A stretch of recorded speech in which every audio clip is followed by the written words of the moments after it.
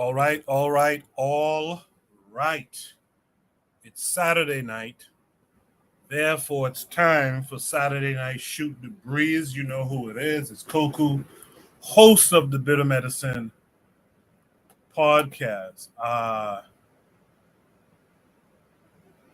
Host of the Bitter Medicine podcast. I see I'm getting an error here from Rumble. I hate when that happens. I'm supposed to be streaming to Rumble right now as well, and it's giving me some error for some reason, but we'll just push past it. I guess I won't be live streaming there tonight. It's all right. I see Joe is in the chat already saying good evening, Shoot the Breeze family. I hope you are well, Joe. Thank you for being here. Look like Joe's the only one with me tonight, and that's fine. You know what I like to do? I like to get on here and let you know what we're talking about tonight. Tonight, we're going to talk some hip hop. Can we use hip hop to promote and get our youth interested in African spirituality? That's one of my hopes personally. Not just African spirituality, but just an African way of thinking. I think that's something that we need to explore in the arts. How we used to think, how we viewed the world, and hopefully we can get that coming through in our music much more. Shout out to MCE. You guys might remember I interviewed that group a few months back. Shout out to them and others like them. We're going to talk about pseudoscience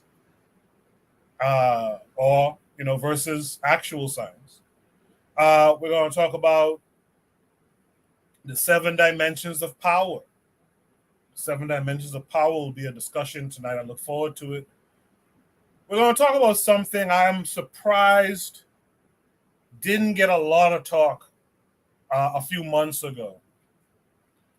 We're going to talk about Malema and his LGBTQ plus stance. Lastly, we're going to talk about economics, the economy, post-Haitian Revolution. We're going to talk about that tonight as well. So those are the things that we have in store for tonight. I hope more of you will tune in. I hope more of you will tune in. I hope you would share the show. Make sure to give the show a thumbs up. That also helps us as well. The link to join the panel is pinned to the top of the chat, as well as other links you should check out. Subscribe to Shoot the Breeze Clips. That channel is doing so well that YouTube just told me they limited some of the features. So a lot of features that I have here, they just straight up told me they're taking it away from the Shoot the Breeze clips. So that means we should support it even more. Share those clips. Those are important. Each conversation we have on Shoot the Breeze is important. Each topic is important. So share the clips widely. bb2me.com should have all those clips up because you guys are sharing it there. With that said, I'm going to start the show officially. And it might be a short one because it's only me here. On the other side, I'll drop Shoot the Breeze topic number 1. Do stay tuned.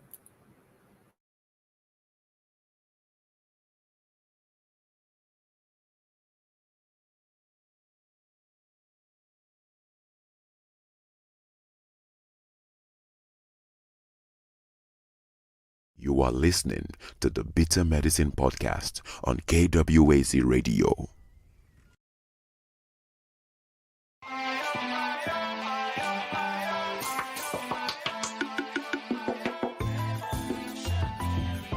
Welcome to the Bitter Medicine podcast, where it's all about Black empowerment.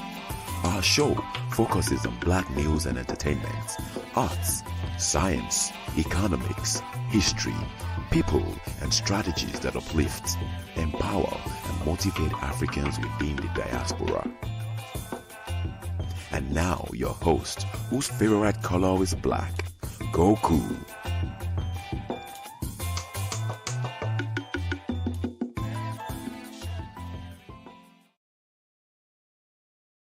Welcome back to the Bitter Medicine Podcast. I am your host, Koku. Just want to remind you guys before we get the show rolling that this show is part of a podcast network called KWAZ Radio. There are other shows on the network you are invited to tune into.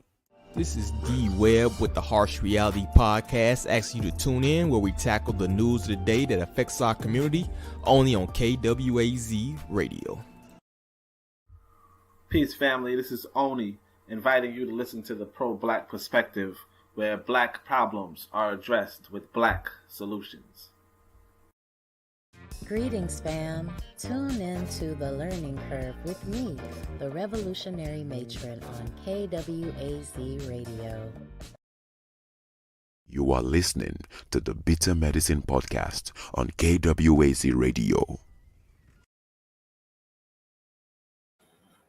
All right. It seems all of a sudden I have a sound problem, but if you guys can hear me, just drop a 1 for me if you can hear my voice. I'm going to have to disconnect my speaker.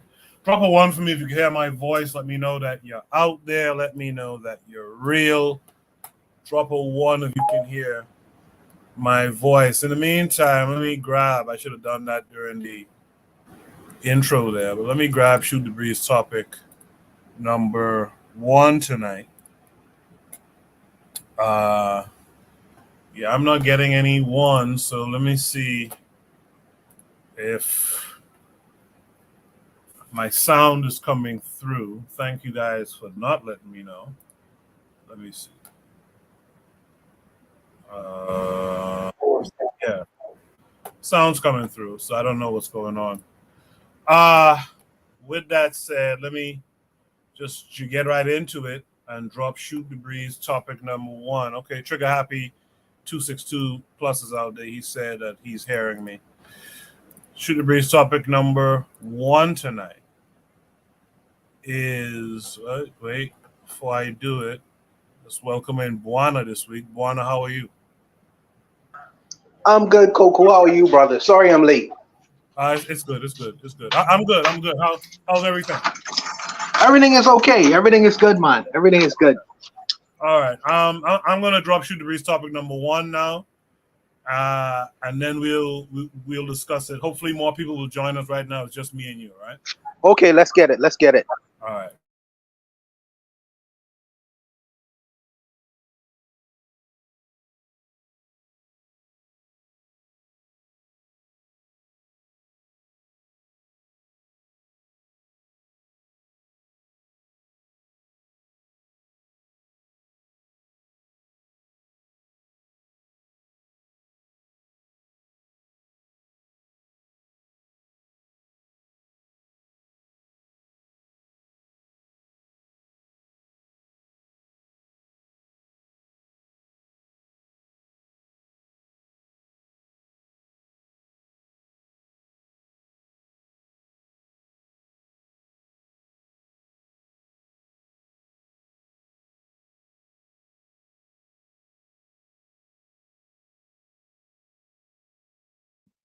So the leadership attempts to reinstate the plantation economy, right? Because they had reinstated the plantation economy after they beat the French the first time, right?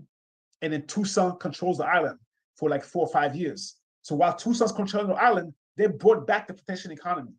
And folks were upset, right? The masses of people were upset about this. They tried to bring it back again after the revolution, right? And it fails because people are like running away. No, we're not doing this. They're going to the hills. No, right? We're not doing this.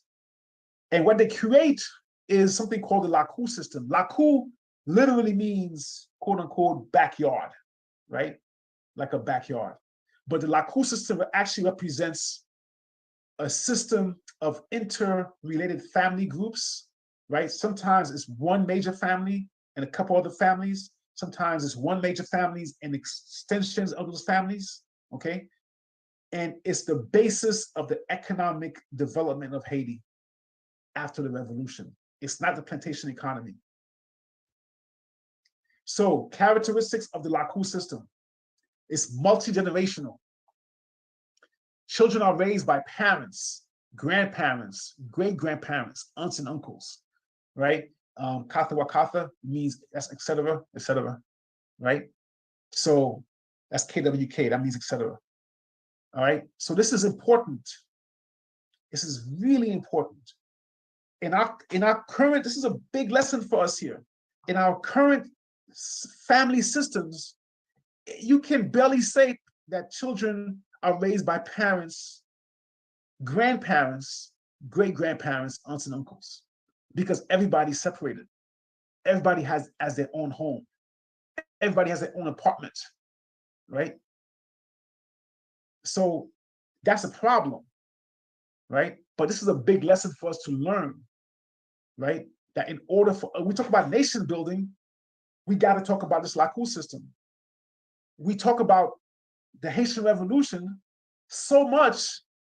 There's all these books written on the Haitian Revolution. There's barely books written. I don't even know there's one book written on the Lakou system, at least in English. I'm not sure. I'm pretty sure in Creole there's probably a book or two, or French, right? But in English, is books after book about the Haitian Revolution, nothing about the Lakou system, right? And when I'm not talking about like a chapter in a book. I'm talking about a book dedicated to Lakou system. It's very hard to find, okay? So, but this is, I think, is one of the most important things about Haiti. I think this rivals the revolution, but it's not sexy, right? It doesn't have, if you talk about the Lakou system, you're not seeing this picture. If you talk about the Lakou system, you're seeing family, right? That's what you're seeing. You're seeing community, but you're not seeing this. This is exciting, right? This gets your blood up. This gets you angry, upset, ready to fight. Gets you your ire. Gets you your blood up. The Lakou system does not, but it should. This should be sexier than the Haitian Revolution, if not as sexy. All right. The Lakous were self-governing. Traditional education occurred within the Lakou. And this is important. When I say traditional education, I don't mean the European education, because a lot of times we talk about we need a better education system in Haiti. But that education system people are talking about is a European education system. It's basically an education system to teach you how to pillage the earth, right? We don't need that. So the Lakou system taught, in the Lakou, you're taught about the herbs. You're taught about the social structure, right? You're taught about hunting, right? You're taught about the cycles in nature. All of this is in the Lakou system, right? It's a barter system. They're not trading money, right? People are getting together to build somebody's house. People are getting together to plant, to harvest, right? And at the same time, too, they are also planting to sell to the main city for export outside the country. So the Lakou system also creates a lot of the export economy also simultaneously. Voodoo serves as a base of morality and maintenance of social order in the Lakou, combined with the elders, right? So voodoo is a sense of morality, all right? Now I'm talking about the early, after the revolution, the first 40, 50 years, right? This is important because the first 40 or 50 years, Catholicism is not strong in Haiti because there's an embargo that the US puts on Haiti. Nobody wants to trade, right? Same thing that's happening today with Cuba, right? So Haiti is able to trade with some countries that are not honoring the US embargo, right? So anyway, let's continue. I'm sorry, I lost my train of thought. All right, each Lakou has a specific way to work with their loi. And I put it here, badly translated as deities, right? So lois are not deities, because deities is Western understanding, like, okay, like Thor, right, is a deity, right? You know, whatever you call these, I don't know, these gods that these guys have, right? I don't know the names of them, right? Except for Thor, because I watched some Marvel movies, right? You have Thor, right? So, but that's their deities. For us, it's not deity. The Loa is not a deity. Loa is an aspect, a spiritual aspect of the universe, a spiritual aspect of nature that you can communicate with.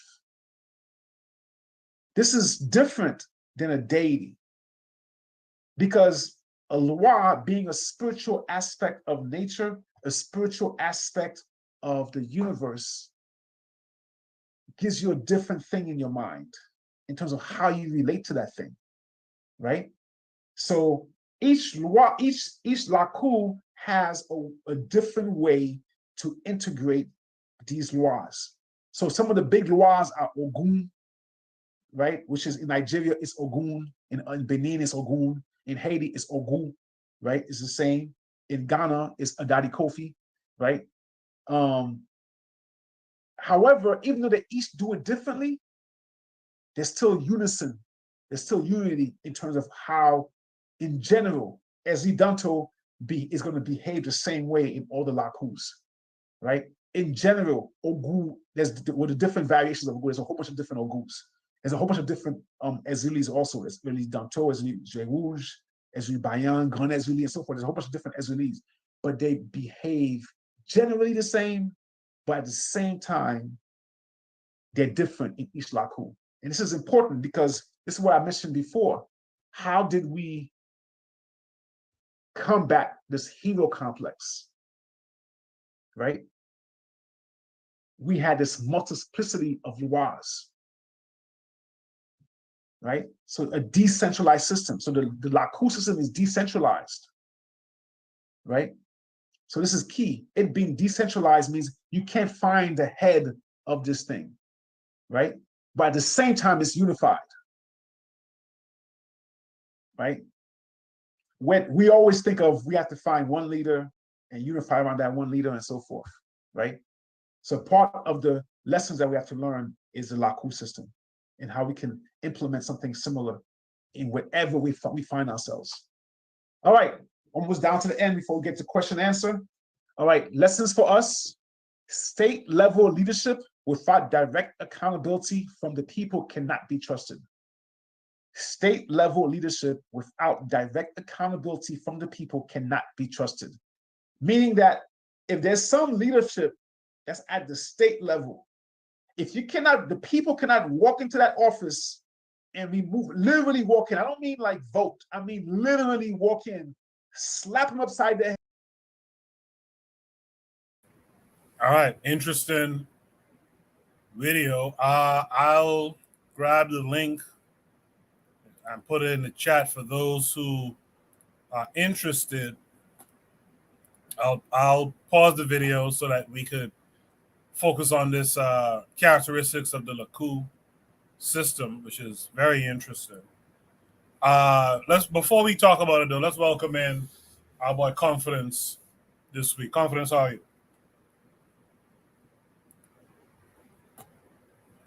I guess Confidence is not there. I'm all right. I'm okay. Thank you. All right, good. Thanks for joining us tonight. You're familiar with this system. What are your thoughts on what was just discussed here? I'm actually learning a lot of details that I didn't know specifically, but I know that in general it's something called the courtyard, and it's basically a meeting, it's a meeting center, because in Haiti, I guess the villages, it's more like a village structure where the houses are lined up in a circle and you can meet in the center. Something like that. It's just like a meeting center, and it's based on the housing structure where people can meet, like the elders or the people, the leadership. So it's a way to govern yourself based on your neighborhood, basically. I think that's a lesson that we could all use. And I think that's part of the Garvey movement, where Garvey took from Africa and from Haiti and from the Caribbean, It's not something he invented, but it's like borrowing from the past to bring it to the future, the Sankofa. So I'm very interested in this going forward. And and I'm actually in the process of like starting a UNIA branch in Jacksonville, working with Atlanta now, which wasn't the past case. So things are looking good. And so I'm interested in this LACU system. And, it's I wanted to say, I found out today Miami has 100 consulate generals, basically embassies. So if there's a good program, you don't have to contact CARICOM. People could go to Miami and export a program. So that's what I'm looking at. So I'm just tuning in and seeing what I can learn. So peace to the family. All right, thank you for that confidence. Buana, you see the characteristics up there. You heard the discussion. What are your thoughts on it? Well, Koku, I am big on systems. Okay, I have no problem with systems. The LACU system is something that is unfamiliar to me. This was really the first time I actually even heard about it. But where the guy says that he doesn't see the application of the LACU system in certain communities, my answer to that is, whenever you see the problem, the reality, whenever you see a definable problem, the reality is somewhere in the back of your mind, there is a solution to that problem. And since there's so many people are unfamiliar with it, the task is you becoming very proficient at the system itself, and create a narrative where people can access it, whether through you writing a book on the idea of the LACU system, or whether you going into different institutions and teaching people who look like you about the LACU system, where they can apply it in their daily lives. Because since I am unfamiliar with it, doesn't mean many people could be introduced to it.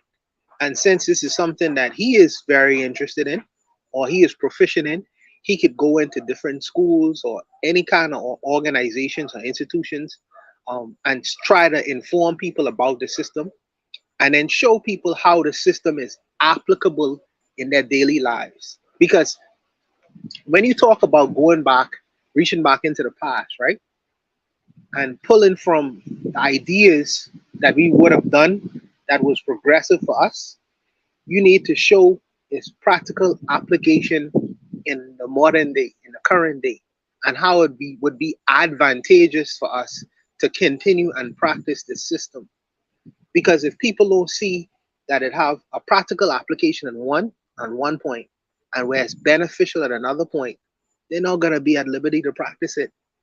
It's just going to be an idea that we had in the past that was beneficial to those people in the past. So I would say that if you want to introduce people to this idea, you have to show where it's beneficial and where it's applicable in a practical sense.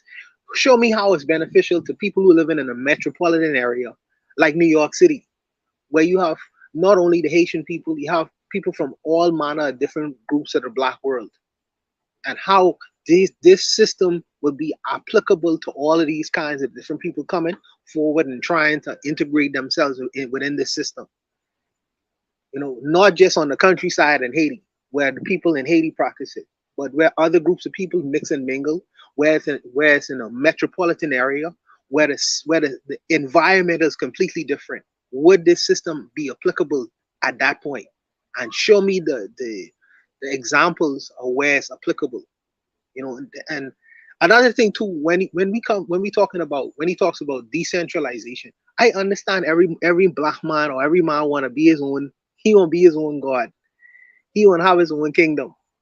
You know what I mean? He want to be completely decentralized from anyone else.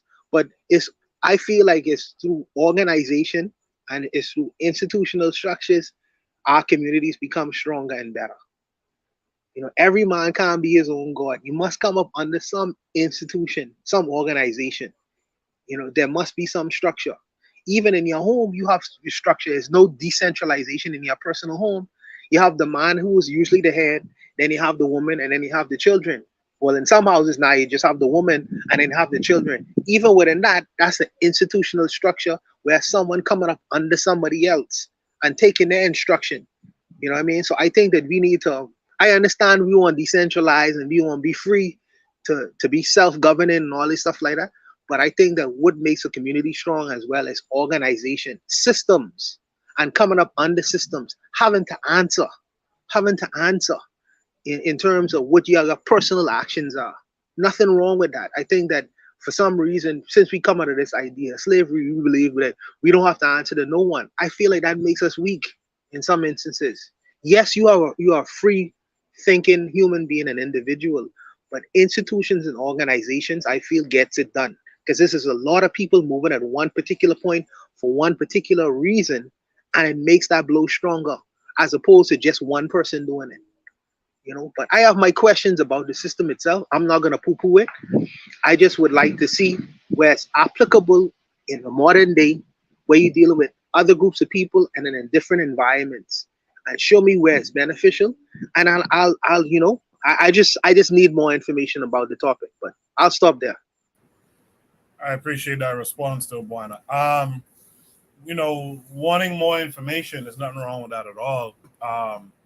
I will say I think the system does live on. I think Black folks tend to, at least at one point or another in recent history, tended to do this kind of thing. Like you mentioned New York. I remember there was a time when one person came up from the Caribbean and moved into a building, and before you know it, they have damn near all their siblings here living in the same building or under the same roof. And the guy in the video made a point to point out that we don't even have those type of systems anymore because everyone kind of lives on their own. Like you said, a lot of Indians, a lot of Africans want to be the chief somewhere else. And but I know that we you know, I know for sure we had a barter system strong. I know, you know, so you know, different things like that I think still carry through. I think the important thing that you said, Buana, is if you're not coming up through an organization, you're gonna have a problem. And most of our people don't come up through an organization. That's why we're so disorganized. These things that they're talking about on the screen here, you know, children being raised by parents, grandparents, etc., self-governing, traditional education, a barter system, like this is just common sense stuff. You know who you could observe this in? Like the Polish people in New York, you will see them doing that. The Chinese, you know, things of that nature. We talked about it last week when we talked about that Israeli/Jewish thing. You know, they have several different educations. They have Holocaust education. They have, you know, religious education, etc. And I don't think that's so difficult to achieve. What's difficult to achieve is getting our people to buy in. I think that's the biggest problem that we have. It's so difficult, man. I'm sorry. Was Confidence trying to go? Sorry, I don't want to get in. You know, I'm gonna let him rock. Go ahead, Confidence. No, I wasn't trying to say anything. I'm just listening for the most part. Yeah, I think that we do need to have buy-in in terms of alternative education and an alternative methodology of our approach to the so-called Western world. I think that we have one particular view, and that's what's been fed to us. You know what I mean? I think that we need to get a brain on how we approach the Western world in regards to our own benefit. I think that so far in how our approach to the Western world has been completely to serve the Western world, not necessarily looking at it as to what we can extract from the Western world for our own personal interest. I think that question needs to be, and when you ask them kinds of questions, what comes out of that is, okay, so if we want to extract a particular thing out of whatever the Western world has to offer us, what would that be, first of all, and how do we go about, what would be our approach to it? Because our methodology and approach to the Western world so far has been go to school, get a quote unquote good education, and get a good job.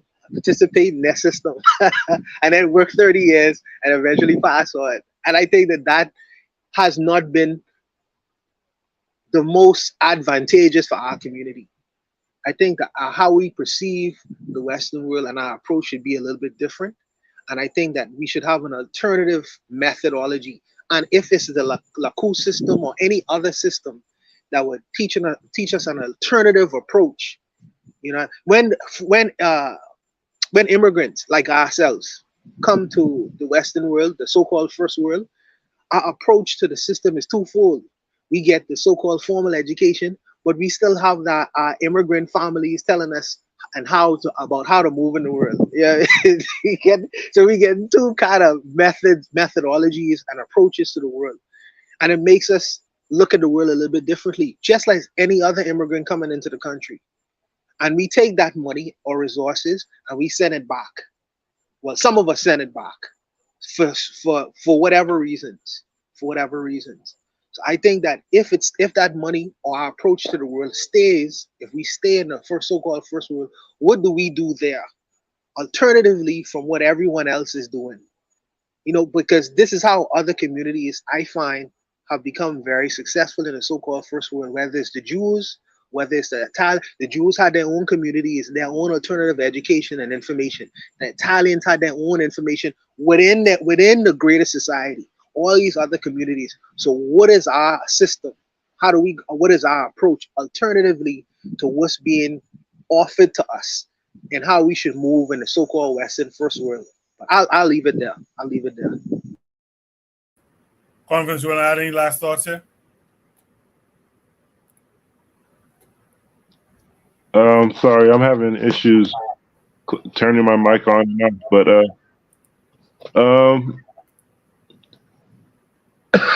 I think I'm actually like an administrator of a group called Nan LaCour Jacksonville. So I guess it means it's basically a way. Basically, in Jacksonville, people are trying to organize themselves or use the online forum as a way to network. But that's just like their word for networking. Even if they're not using the LOA, they use LACU in common USA to say like this is our Haitian network, a local Haitian network. I've seen an Indiana LACU forum. I'm in a Jacksonville one, so that's how they use it in modern times. So they're like a Haitian association or an informal network. But bringing it forward, like the way I see it, if we could get a program down there, it's basically like the Royal Courtyard or the African Courtyard system. They do projects. I think I'd like to see it in Grenada. With the Maurice Bishop try to do the same thing, basically. The villages and the system they got down there with Ujamaa. It's basically the same project. On New York, it's more.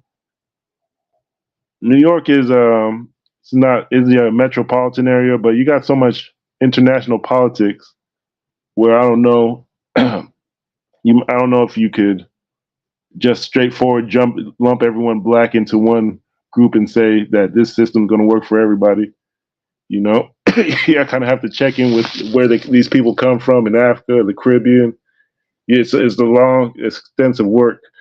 I think you have to start where people come from, or where they're coming from in the land base, and make sure that they can work with the people back home, rather than try to make say New York or this place in USA is a testing ground. In my experience, you have to check in with the people in those the countries of origin, and try to build a link with them and programs with them, and use that as leverage. Like, your people are doing this back home, it works for them. How are we going to work it back here?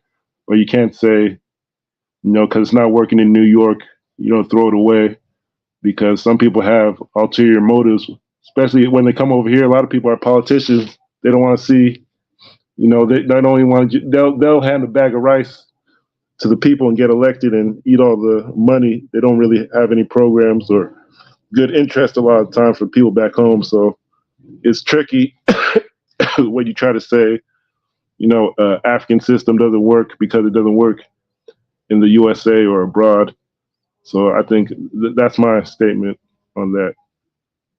Confidence. A big population outside of New York City, but in terms of Haitian population, check Boston as well. Boston have a big Haitian community. You know what I mean? So if you wanted to get that system started, remember to look into Boston as well. They have a large Haitian community. Oh, I'm actually looking at Miami because it has a Caribbean community. Like the word Lakuka, you could treat it as a word association or mutual aid association. So I'm looking at, like I mentioned, I just found this out today. Miami has over 100 consul generals, basically a consulate, like the guy was talking about, where you could walk into an office and have physical contact with people. Miami basically has 100 of those. Not all black countries, but if you have a program, like I'm looking at stock market, real estate, security, because but where I'm from, we have like local security. I think it's kind of revolutionary that to have local self-community policing. We kind of have that in Nigeria or Igbo land. So I'm looking at connecting those communities. But my thing is, like, if I connect directly to the island, then I think that cuts out a lot of the politics. It's more like, what can you contribute to what we have going on ground? But because I'm from Nigeria, I contact people from Nigeria and Igbo land in my tribe, and they give me the same runaround, the politics, where they don't connect you with anybody. They got their own agendas going on, where they don't. A lot of times, people don't even want to start projects because it's like, what am I going to get out of it? How's it going to affect my career? That's very common. And then do I trust you? Do I know you? What have you done? So I feel, if you go to the home base, people all around the world are going to look at what's going on in their homeland. So my thing is more getting something tangible where I'm at and on ground. Like, we have people who actually travel from Jacksonville to Haiti, like the American veterans of Igbo descent. So these are like people from Igbo land. They travel to Haiti on occasion. But there's a couple missions like that. So it's not confidence. hard. If you can, could you? A lot of politics. If you can, could you put your website or email? Could you put that in the back chat for me, please, when you have time? I'll put my email, but I'm actually, it's not official yet, but now I'm acting secretary for the UNIA ACL Jacksonville. Like the vice president from Atlanta moved to Jacksonville, so it kind of gives us more experience in organizing and more. So we're going to try and start something in Jacksonville and move down south. So things change. Yeah, I'll put my email there. Yeah, no worries, brother. I'll contact you. All right. And the brother, the Atlanta president, his name is John Hargrove for the replay. The brother's name is John Hargrove. The brother James Wilson, he's an author. He was just on this this YouTube channel. I forget what it's called. So you thought you knew TV or something. This big channel. Umar has been on it. I think Muda Baraka. But things are expanding. The UNIA was more like it was actually started off like a connect the black segregated communities, the Caribbean islands and African villages and kingdoms all together. It started off like a royal tribal connection, but now a lot of people think it's more Feed the Children, Black Panthers, but it was supposed to expand into things like this, like work with Haiti, which was invaded at the time. So they moved to Ethiopia, and then they got the Rasta movement. But in alternative history, we would have been studying the Laku system, but it literally was invaded at the time. So you could say we're 100 years behind. But this was like the original goal. to study these systems. So I'll rest my mic. Yeah, I'll make sure I do some more research on it. Like I said, I never heard about it before, but I'll try to do some more research on it. So when I speak on it, I could be speaking from a position of an informed person. Let me put it like that, In the chat, Marcus McGee says, "What's up, everybody?" Also, what's up to Marcus McGee? Real Black Gentleman said that the stream wasn't working right. I'm looking at the number of eyes on us, and it doesn't make sense. It seems like the stream might be getting tampered with. Lero's out there saying, "Peace, loved ones." Daily Affirmations by Pauline says, "Good evening." Trigger Happy mentions that Fury won that fight, I guess. I didn't catch it. If you can hear my voice out in the chat, I just want to see something. Drop a 2 if you can hear my voice, if you can see the screen and hear all the other panelists tonight. Drop a 2 for me. I want to see how many people are really out there. So do that for me. If there's no other last thoughts on that problem, let's go to Shoot the Breeze, topic number 2 then. Shoot the Breeze topic number 2 says, can we use hip-hop to promote and get our youth interested in African spirituality? Peep this song. So I hope that this song isn't copyrighted and I get a strike, but I don't mind sharing it. So I'm going to share the screen. Let's go big screen. You guys take a listen, and then we'll discuss it.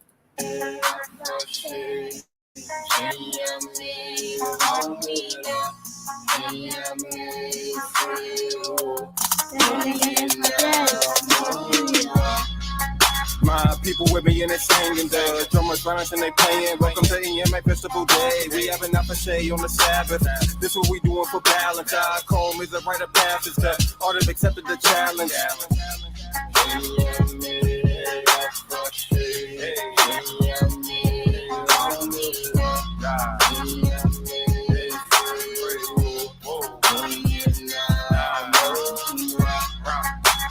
Water and liquor, we pouring libation. Feel the vibration, we dance in a circle, reverse the rotation. Spin like the planets in haven. Go with the flow of creation. Resonating with the greatness. None of norm in the other song. Coming to earth with a statement. Hardly coding the language. Taking heed to the message. Learning a spiritual lesson. Deity, verbal expression. This is profession within our cultural lexicon. We call it a temple possession. When they take a leap of faith, bless them. We gon' be right there to catch them safely. Sunday bonus call me crazy. Carry Bailey from the daily. Working my conscience, strong with the force. Swing with my pen like a sword. Fighting for love and for honor. Till it's time for me to journey on farther. 40-day mission to us Amanda. Wherever y'all may go, I'm gonna follow.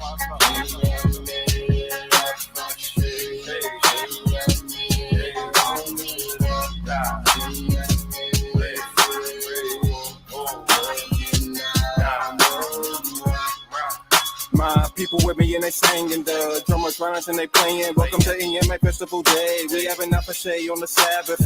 This what we doing for balance. Our comb is a rite of passage. The art of accepted the challenge.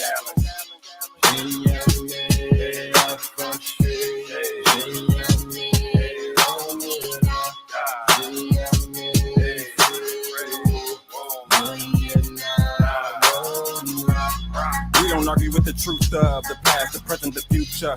Proverb like a tutor, teaching us how to maneuver. Remember that none of the living were there in the very beginning of this great panorama. Nobody will be in the ending except the source of Inyama. The one that we call Inyame, the one we call Odem Koma, the one that we call Arade, the one we call Onya Capona. We blessed to be made in your image, embedded in our genoma, and pooping through every coma.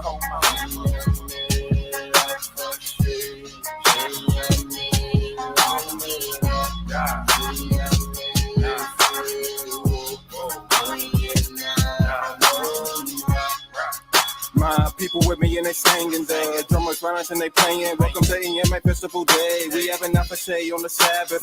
This what we doing for balance. Our comb is a rite of passage. The art of accepted the challenge. We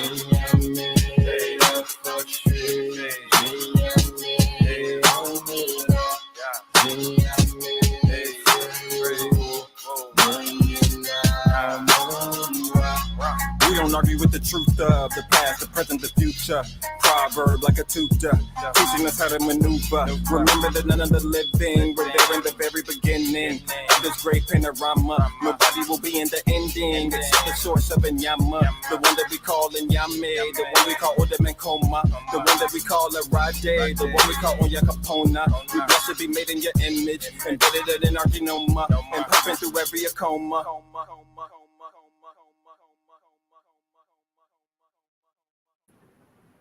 Cool. I like it. I would have mixed it a little differently, but I like it. We should be able to hear, more of this kind of messaging in our music. We should be, peace to Harsh Reality Podcast. That's D Web. Peace to him. I know he's a hip hop head. Check out his Hip Hop High Society channel too. On social media. So this was cool. I'm curious to see what my other panelists say about this. Let's start with confidence again. Confidence. How do you feel when you just heard that song?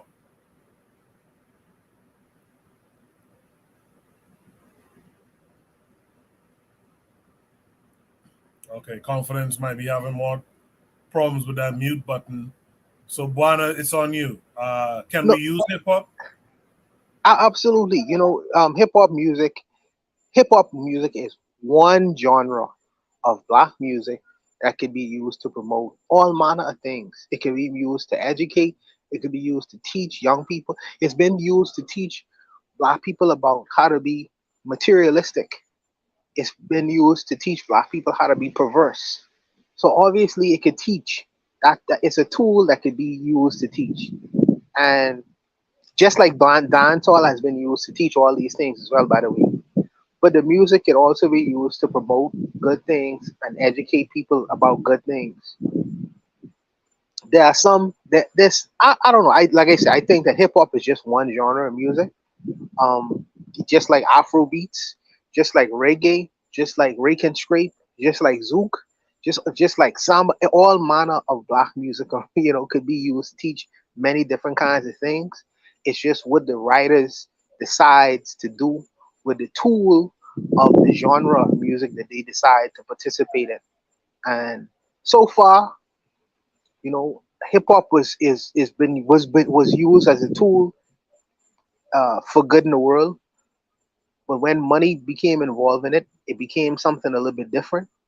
But I am not a big listener of hip hop. Maybe a hip hop head should come and speak on things like this, But like I said, I think that the music could be used for different kinds of things, many different kinds of things, and the power is in the hands of the writers and the music makers. So I'll leave it there. Buana, before you go, I know you just said you're not a big hip hop head, but what are your thoughts on that song that you just heard? It was okay. It's okay. I feel like that person was really trying to promote their music. He's a good rapper. And like you say, I think that the beat could have been a little bit. It could have been different. It could have been different. Here's the thing. When you make music, right? For everyone, if you're trying to make the audience, your people, if you're trying to direct that music towards a specific audience, you must know your audience. You must understand your audience so well so that you understand how to communicate with them. When you're teaching people about African languages and African gods, you have to break things down to an extremely elementary level for them to be able to understand and digest what's being conveyed to them. Or else it'll go over their heads. It'll go way over their heads. When people heard about the god Nyame, they don't know who Nyame is. All they've been knowing about is Jesus for their entire lives. So you have to be able to create the connection. Why Nyame is important to the mind of the listener of this song. How does Nyame connect with me? explain to me who this God Nyame is. These things need to be explained at an elementary level because most of your listeners have not been educated to a degree where they can digest these kinds of ideas, and because they have not been exposed to them. And I feel like sometimes our cultural writers and our cultural artists, sometimes they speak over the heads of the people who they're actually trying to reach. The reason why a Nicki Minaj and a Cardi B is able to reach a lot of people in the community is because they speaking on a very elementary level. Even though they perverse or what they say, everyone who listening to their dialogue and their writing can understand what it is they saying. That's the difference. Our cutoff, I feel, sometimes is we speak over the community in which we're trying to reach. But it's nothing wrong with the song itself. It's just like you say. You ask me my opinion. That's my opinion. Yeah. I think it's okay to. I think it's okay. This whole thing that critiques are bad. I don't think that's a bad thing. I think you should get feedback. I think you should seek. Now, you might not want to hear it from everyone, so you gotta be measured as to who you get feedback from. If you played this for, like you said, Juana, for the average youth out there, they'll probably reject it and say it's trash. But they don't understand the concepts being discussed, the major concept being discussed in the song. So you gotta spoon feed them a little bit, prime the pump, as we would say, right? You gotta prime that pump and kind of get them to that place. This is teach them Nyame was before Yahweh. You know what I mean? Make that kind of connection. Nyame, we were saying Nyame before we were saying Yahweh. You know what I mean? So you gotta break it down. You can put that out there. Start. It seems like confidence is back. Hold that thought for a second, confidence. Let me just take it back. Earlier I said they might be playing with the stream, but according to who dropped the 2, it seems like those numbers might have been accurate at the time. While I'm at it, let me shout out Brother Bakari. Brother Bakari is quietly out there in the chat. I appreciate you, Bakari. Trust me, I do. Daily Affirmation says, we as Bahamians tend to separate and assimilate. Is that for this prompt or earlier prompt? I'm not certain which one, but thanks for the comments still, and keep them coming. Confidence, you wanted to weigh in on this song that we just listened to?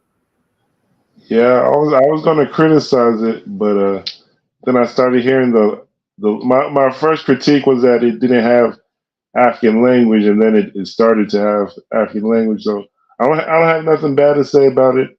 It started a conversation. It seems like the people are already into the spirituality, so maybe this could be aimed at their children, and they probably do events. And I know Nyame Day, that might be connected to what Khalid Abdul Muhammad started. I know to replace Thanksgiving, I think. So that's my initial thoughts, that they're doing something with the children and having a holiday, and it's connected to the Khan and Ghana culture and spirituality. So it's starting a conversation, and it grows over time. So, and they're promoting that language. It seemed like something for the children to memorize and internalize. And I think it's something that should grow over time, but it's a conversation starter too. So feedback. So I like it. I like it a lot. So nothing too much to say. Yep. Appreciate that confidence. Juana said earlier, maybe a hip hop head should speak on it. Well, we got one. D Webb, how are you this week? I'm well, man. Can you hear me? Yes, sir. Loud and clear. Did you hear that song, Webb? Yeah, I had to rewind it. I had to rewind the podcast a little bit. I didn't catch the whole thing, but I caught the gist of it. I want to say that just from a strictly musical standpoint, the lyrics, of course, very deep when they, what they were talking about, things like that. However, I think the beat was a bit lackluster. I'm not sure if it was the recording or, the platform you was playing it off of, maybe playing a recording of a recording on the podcast, but it didn't sound like it was mixed very well. But you know, I applaud them for what they're trying to do. And I think going back to what Buana said, you may have to start at a bit of more kind of elementary level, and meet people where they are. Particularly when it comes to if you're trying to promote something with the youth are very, very, you know, subject to peer pressure and subject to what's the trend of the day. So you kind of have to, you know, and I hate to use this term, but sometimes you got to dumb things down a little bit. So you can start, you know, the big thing, we all start off with like nursery rhymes, right? Nursery rhymes are pretty much, you know, set up so you can learn a basic concept in an easy manner. You know, old McDonald had a farm, E-I-E-I-O type stuff. I think if you're gonna try to target the youth, you maybe need to come from a more simplistic type of deal, or even more catchy, or even throw a little bit something more trendy in there for them so they can kind of catch it and run with it. If you're trying to promote this to a mainstream type deal, if you're fine being like niche, you know, where us in this panel, our children have something that they can maybe listen to, you know, that's where you want to go. You know, I even know like people who's like hardcore Christians who only let the kid listen to like Christian rap and stuff like that. So there are niches like that already out there. So it just depends on where you're trying to go with it. If you're trying to push it to mainstream, whatever, then you got some work to do. But if you're trying to find like some niche, you know what I'm saying, or, you know, people that's already in tune for something for them to promote to their kids, you can listen to the car while you riding or something. That's kind of, you know, that will work good for that vein. So that's what I got on that, bro. I appreciate that, Webb. Yeah, when I listened to it musically, I got the impression that it was just a loop that he just rhymed on, because there's some, and Lero's a musician too. There's some risers in there with the snare that doesn't work with the lyrics at the time. So that's one thing I want conscious creatives to keep in mind, that you do have to have polish. Everything is a production, so you do have to produce it. You gotta mix it well. You know, you gotta make sure that it suits the lyrics, you know, all that kind of thing. You know, so keep those things in mind, and we can actually do something through this medium of music and the arts in general. But you got to remember some of the rules, I think. Does anyone else want to add any last thoughts to this prompt?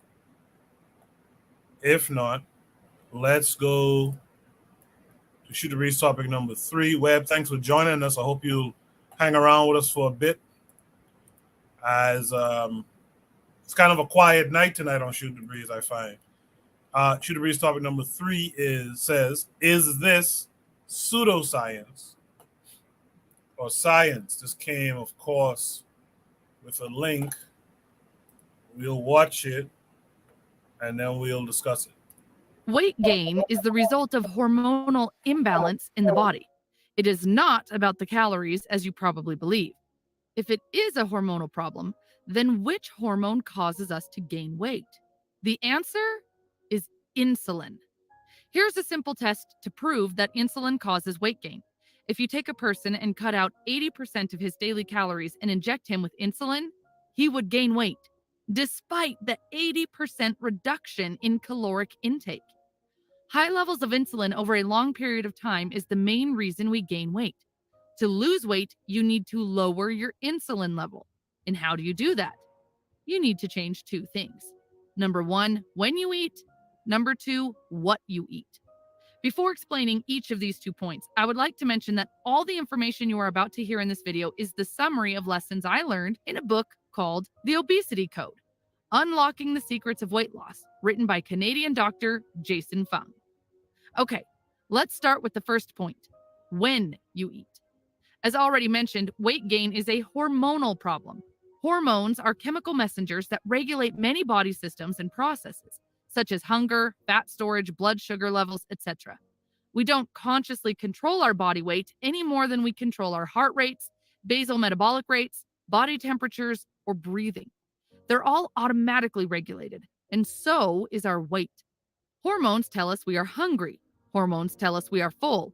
Hormones increase energy output, and the hormone that regulates our weight is insulin. Insulin is released every time you eat something. Some food and drinks, of course, spike insulin higher compared to others, but all food raises insulin levels.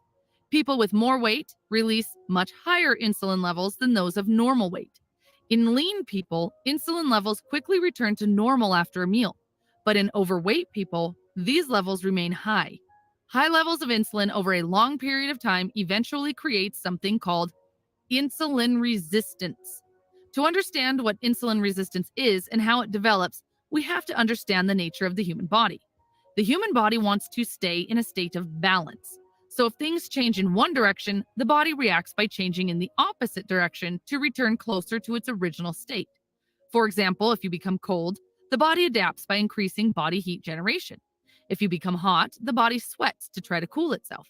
In simpler words, the body develops resistance. The same is the case with drugs. A person who takes cocaine for the first time experiences a high state.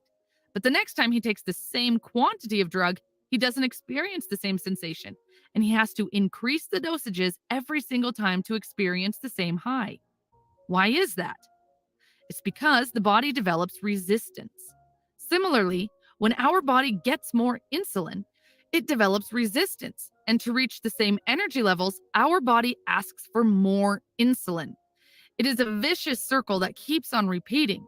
Hence, insulin causes insulin resistance. Insulin resistance is the hidden culprit behind weight gain, diabetes, fatty liver, heart disease, cancer, etc. In the past, your grandparents didn't eat snacks. They used to eat 3 meals, breakfast, lunch, and dinner. And their insulin level would spike 3 times, but then would go down during the time they didn't eat. So, the 12-hour feeding window would be compensated with a 12-hour fasting window. However, today we have something called snacks. We eat in the car, we eat in front of the TV, and we eat when we wait in line. Our insulin level now looks something like this. Not only insulin is spiked too many times during the day, plus those snacks are highly processed, which means the height of the spike is higher as well. So both the intensity and the interval of insulin spike has increased, which has created an ideal environment for developing insulin resistance. Okay, now that we understand how insulin works and how insulin resistance is developed, let's talk about the solution. All foods raise insulin regardless of how healthy the food is. That is why the only way for us to lower it is to completely avoid food. In other words, fast. Fasting is the process where the body starts to burn fat instead of glucose to generate energy. Fat is simply the body's stored food energy. In times of food scarcity, stored fat is naturally released to fill the void.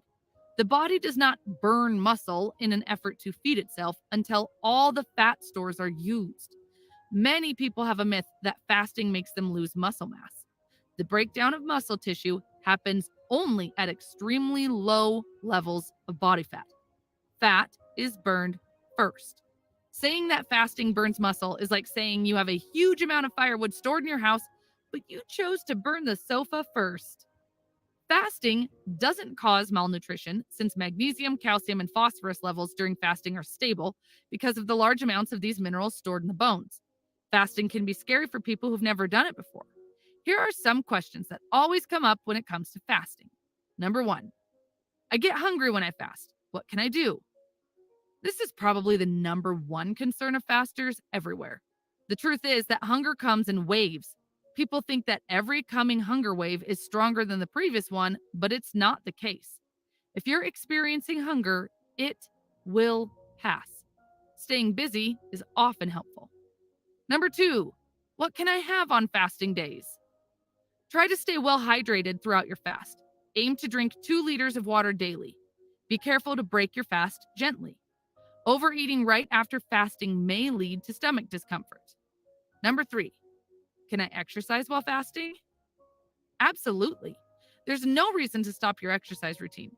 Fasting is an ideal time to exercise. 4, will fasting make me tired? Many people find that they have more energy during a fast, probably because of increased adrenaline. If you experience excessive fatigue, you must stop fasting and seek medical advice immediately. Number 5, will fasting make me confused or forgetful? No, you shouldn't experience any decrease in memory or concentration. On the contrary, long-term fasting may actually help you improve your memory. Number 6, I get dizzy when I fast. What can I do? Be sure to drink plenty of fluids. Adding sea salt to water often helps. Number 7, I get muscle cramps. What can I do? Low magnesium levels may cause muscle cramps. You may take an over-the-counter magnesium supplement. Number 8, I get headaches when I fast. What can I do? Try increasing your salt intake. Headaches are quite common the first few times you try a fast. It's believed that they're caused by the transition from a relatively high salt diet to a very low salt intake on fasting days. Headaches are usually temporary. Number 9, my stomach is always growling. What can I do? Try drinking some mineral water. Number 10, since I've started fasting, I experience constipation. What can I do? Increasing your intake of fiber, fruits, and vegetables during non-fasting period may help. Number 11, I get heartburn. What can I do? Avoid taking large meals. Avoid lying down immediately after a meal and try to stay in an upright position for at least half an hour after a meal. Now, let's talk about the second point, what you eat. Here are 5 steps to make sure what you are eating is helping you in your weight loss journey. Step number 1, reduce the consumption of added sugars. The simple rule is this: if a food is packaged, it contains added sugar. For example, ketchup has more sugar than cola per 100 grams. You may also be wondering how much sugar is acceptable. Well, this is like asking how many cigarettes are acceptable. What about dessert? They are sure to be eliminated from your diet. Here is how you can have a satisfying end to a meal: fresh seasonal fruits, dark chocolate with more than 70% cacao, and nuts. This doesn't mean that you can't indulge in sugar ever. Food has always played a major role in celebrations, birthdays, weddings, etc. The point to remember here is occasional. Dessert is not to be taken every day, and whenever you are consuming desserts, always be mindful of the quantity. What about snacks? What to eat at snack time? Nothing. Don't eat snacks. Simplify your life. How about breakfast? Make breakfast optional. Breakfast is, without question, the most controversial meal of the day. The greatest problem is that, like snacks, breakfast foods often contain vast quantities of highly processed carbohydrates and sugar. Don't eat sugared breakfast cereal. While rolled oats and dried fruit and granola bars attempt to disguise themselves as healthy, they are often heavily sugared. The point is, if you're not hungry, don't eat anything at all. It's perfectly okay to skip breakfast. Beverages. Only consume no sugar added drinks. The best drink is plain or sparkling water. Tea or coffee is great as well. How about alcohol? Moderate consumption of red wine does not raise insulin and therefore may be enjoyed. Up to 2 glasses are fine. Step 2, reduce consumption of refined grains. Refined grains such as white flour increases insulin more than any other food. White flour must be eliminated from your diet because all its nutrients get destroyed while processing, and later artificial nutrients are added to do its marketing. Step 3, moderate your protein consumption. Moderate the amount of protein in your diet to fall within 20 to 30% of your total calories. Meal replacement shakes, bars, or protein powders are highly processed, fake foods. These products don't produce lasting weight loss, and they're designed to keep you coming back for more. Step 4, increase consumption of natural fats. In choosing fats, aim for a higher proportion of natural fats. Natural, unprocessed fats include olive oil, butter, coconut oil, and beef fat. Nuts have high fat content and significant health benefits, walnuts in particular. Step 5, increase your consumption of protective factors. Fiber can reduce the insulin-stimulating effect of carbohydrates, making it one of the main protective factors against weight gain. Fruits, berries, vegetables, whole grains, chia seeds, beans, popcorn, nuts, oatmeal, and pumpkin seeds are good sources of fiber. Thanks for watching, and I hope it was a useful video. All right, that's a little different kind of thing for us here, but could be useful.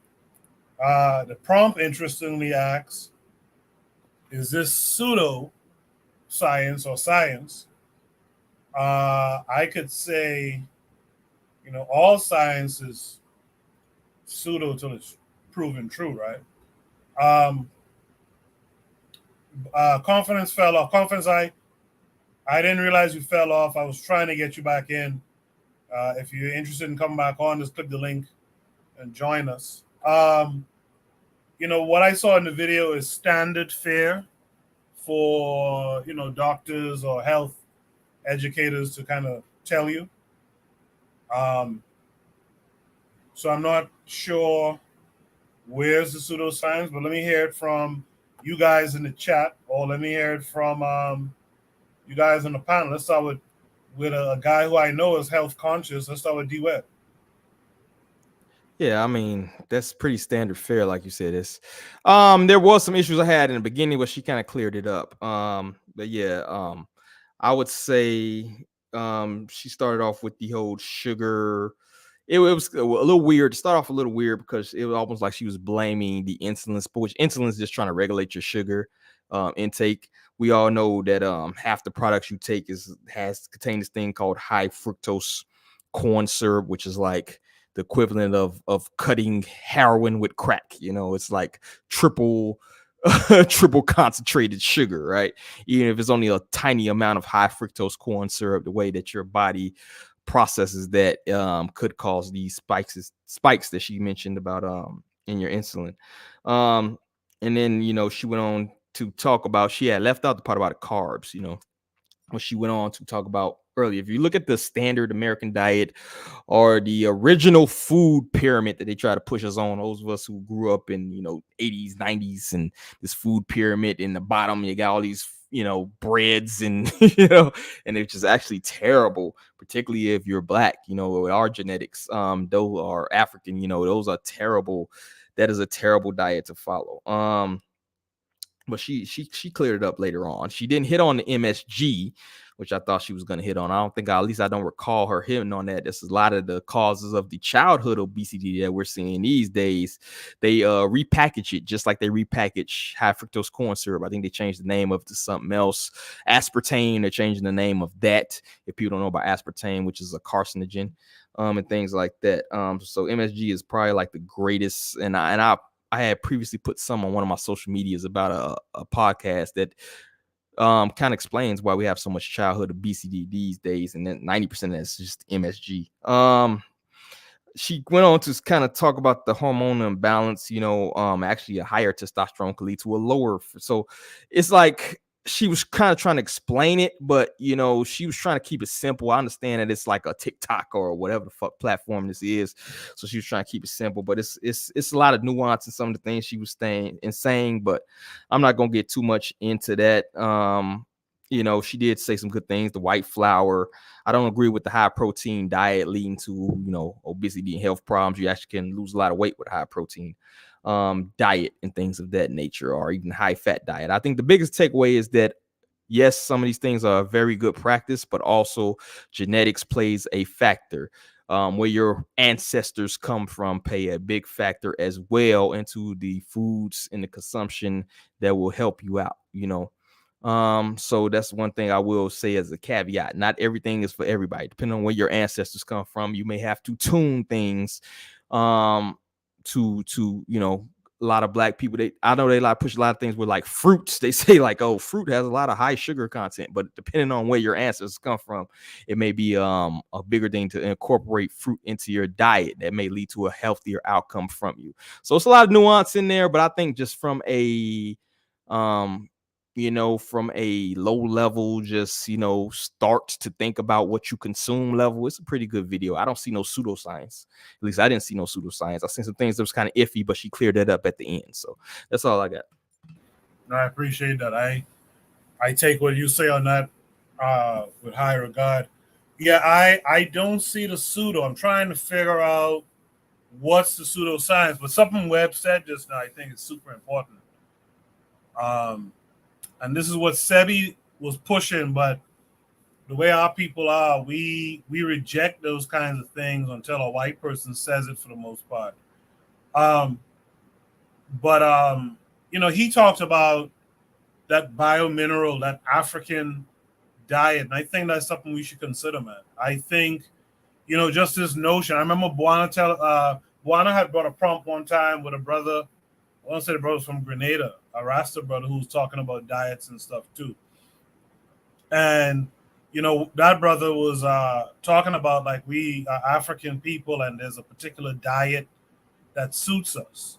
Certain things that we're eating, you know, like bread and starch and all that, you know, those types of starches. Whereas we didn't really mess with that stuff. You know, we had our fufu and stuff like that, and mostly ate vegetables with small amounts of meat and all that kind of thing. So what Webb said there, especially at the end, where you gotta look at your ancestry, you know, and you gotta eat based on who you are too.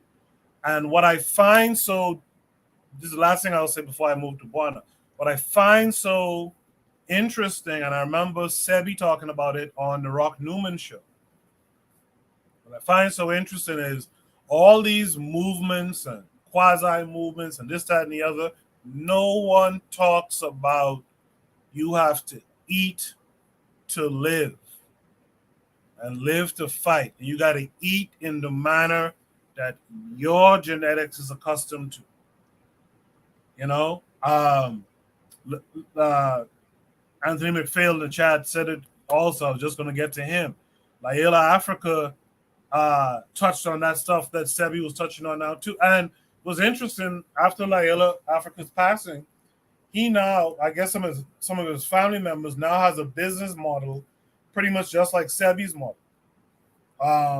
So I would suggest people really look into what Sebi was talking about, chew on it, pun intended, and you know, make some changes in your diet. But as far as pseudo, I can't really see the pseudoscience in this. But Buana, what are your thoughts? No, I don't see the it's not bad science. It's not bad science what she talked about. She talked about fasting. You know, I think that fasting, you need to tell people when they need to fast, the times between when they need to eat and not eat. Because a lot of this thing is really, I see a lot of intermittent fasting in some of the things she was discussing. I wish they had like one of these kinds of prompts for Black people in terms of that what their diets are currently and what they need to do or to switch to improve their lifestyle choices and make, because many of us are very sick based on our lifestyle and food choices. We are very sick. And I think that our illnesses sometimes come from the fact that we don't know, one. And number two is many of us are addicted to whether it's sugar, salt, flour, dairy, and all these other kinds of things where they injected in all kind of chemicals. And a lot of us are addicts without really realizing and knowing it. And I think that to wean addicts off of certain things, you must have a program and a plan.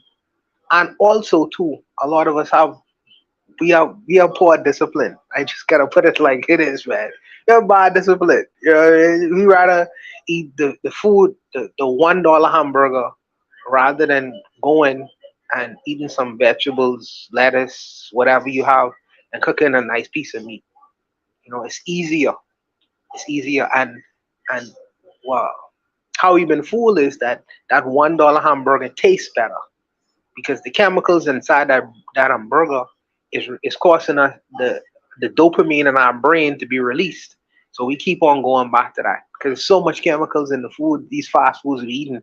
Fast food never says kill you fast. They just say fast food. You know what I mean?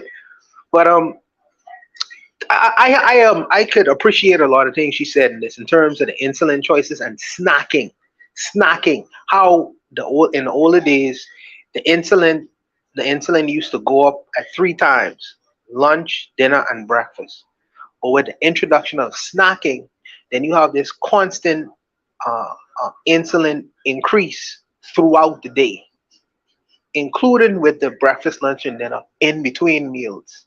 So the insulin is always going up, always going up, always going up. And we don't necessarily see how that's having a dramatic effect on our bodies, but it actually is. I think that we talk about financial literacy. We talk about all manner of different kinds of literacy, but food literacy is something which we lack, and we need to really inform ourselves. not all at once, but slowly, either on a weekly basis, trying to improve us in our understanding in terms of the food we eat and how it's affecting us and our children.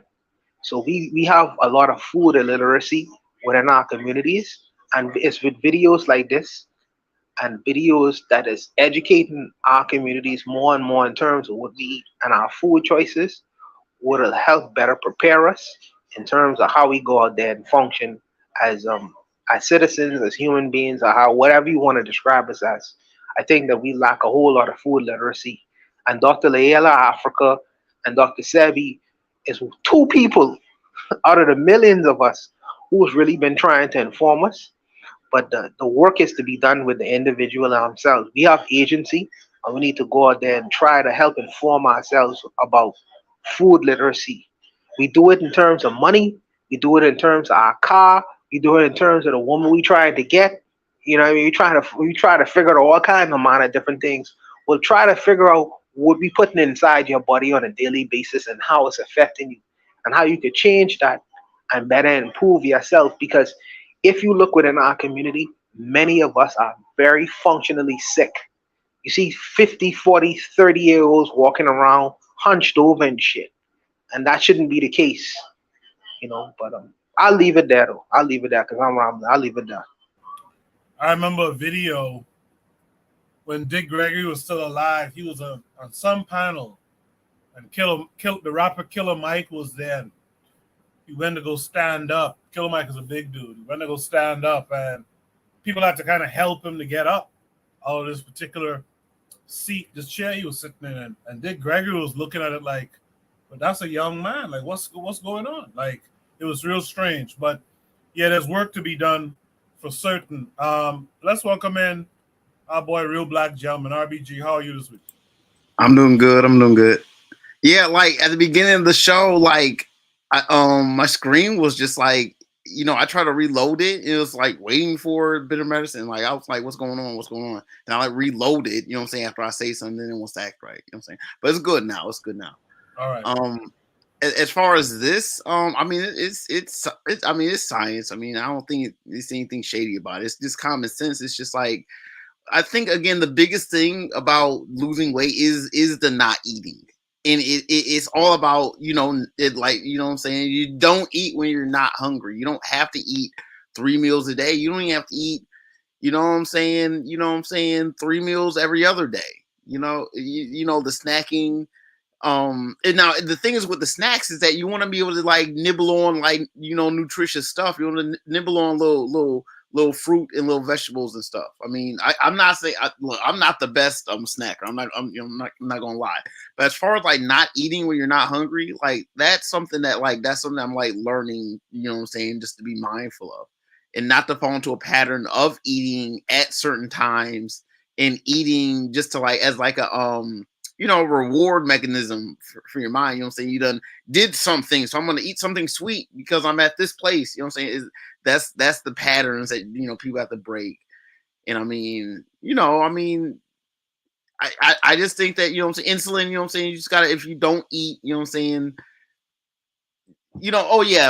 what you popped on the screen, but what's his name? Harsh Reality had said how they're trying to change MSG. Now I haven't heard anything like that, but what I do know is that they try to play this umami taste, and that's supposed to mean like savory, right? You feel me? So like what it is that they'll try to say it's not, they're not mentioning MSG, they're just bigging up the umami taste. Now I was hearing some shit we're talking about, they have a sixth sense, and it's like, it's just how like, you know what I'm saying, it's like that's how you introduce the salt and the extras into, you know what I'm saying, this whole, you know what I'm saying, they make up tastes for them to add it into, you know what I'm saying, good vegetables, you know what I'm saying. I mean, just don't eat when you're not hungry. I mean, I had, you know what I'm saying, a couple burgers earlier today. I haven't eaten anything since then. Oh, no, I'm not gonna lie, I had, you know what I'm saying, I snacked on some cheese curls, but that was it. You know what I'm saying? I haven't eaten any, I didn't eat breakfast. I think when I ate, it was like, maybe like 11 o'clock, and it's 8 o'clock now. And that's the only thing I've eaten. all day. If you don't eat when you're not hungry, I mean, this is probably the best advice. I mean, as far as like, you know what I'm saying, like, you know, drinks, I mean, you know, water is best.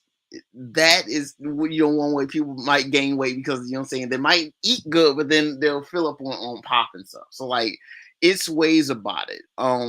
Everyone's different. Everyone knows their own, but obesity is obesity. You don't want to have too much weight. It is actually not good for the actual body. I mean, I would say less weight is always better than being obese. Naturally, you know what I'm saying? I'm not going to go on the extreme and say let's be anorexic. There is a natural, you know, tone to the body that, you know, people can recognize, and you know what I'm saying, that's not up for dispute. You know what I'm saying? Like, but you know, there are variations to that. You know, if you can afford to eat. I mean, if we were dinosaurs and we just eat it as much as we want, but we're not dinosaurs. It's like we live in this, you know, world where it's like, you know, sometimes food don't show up, and you know what I'm saying.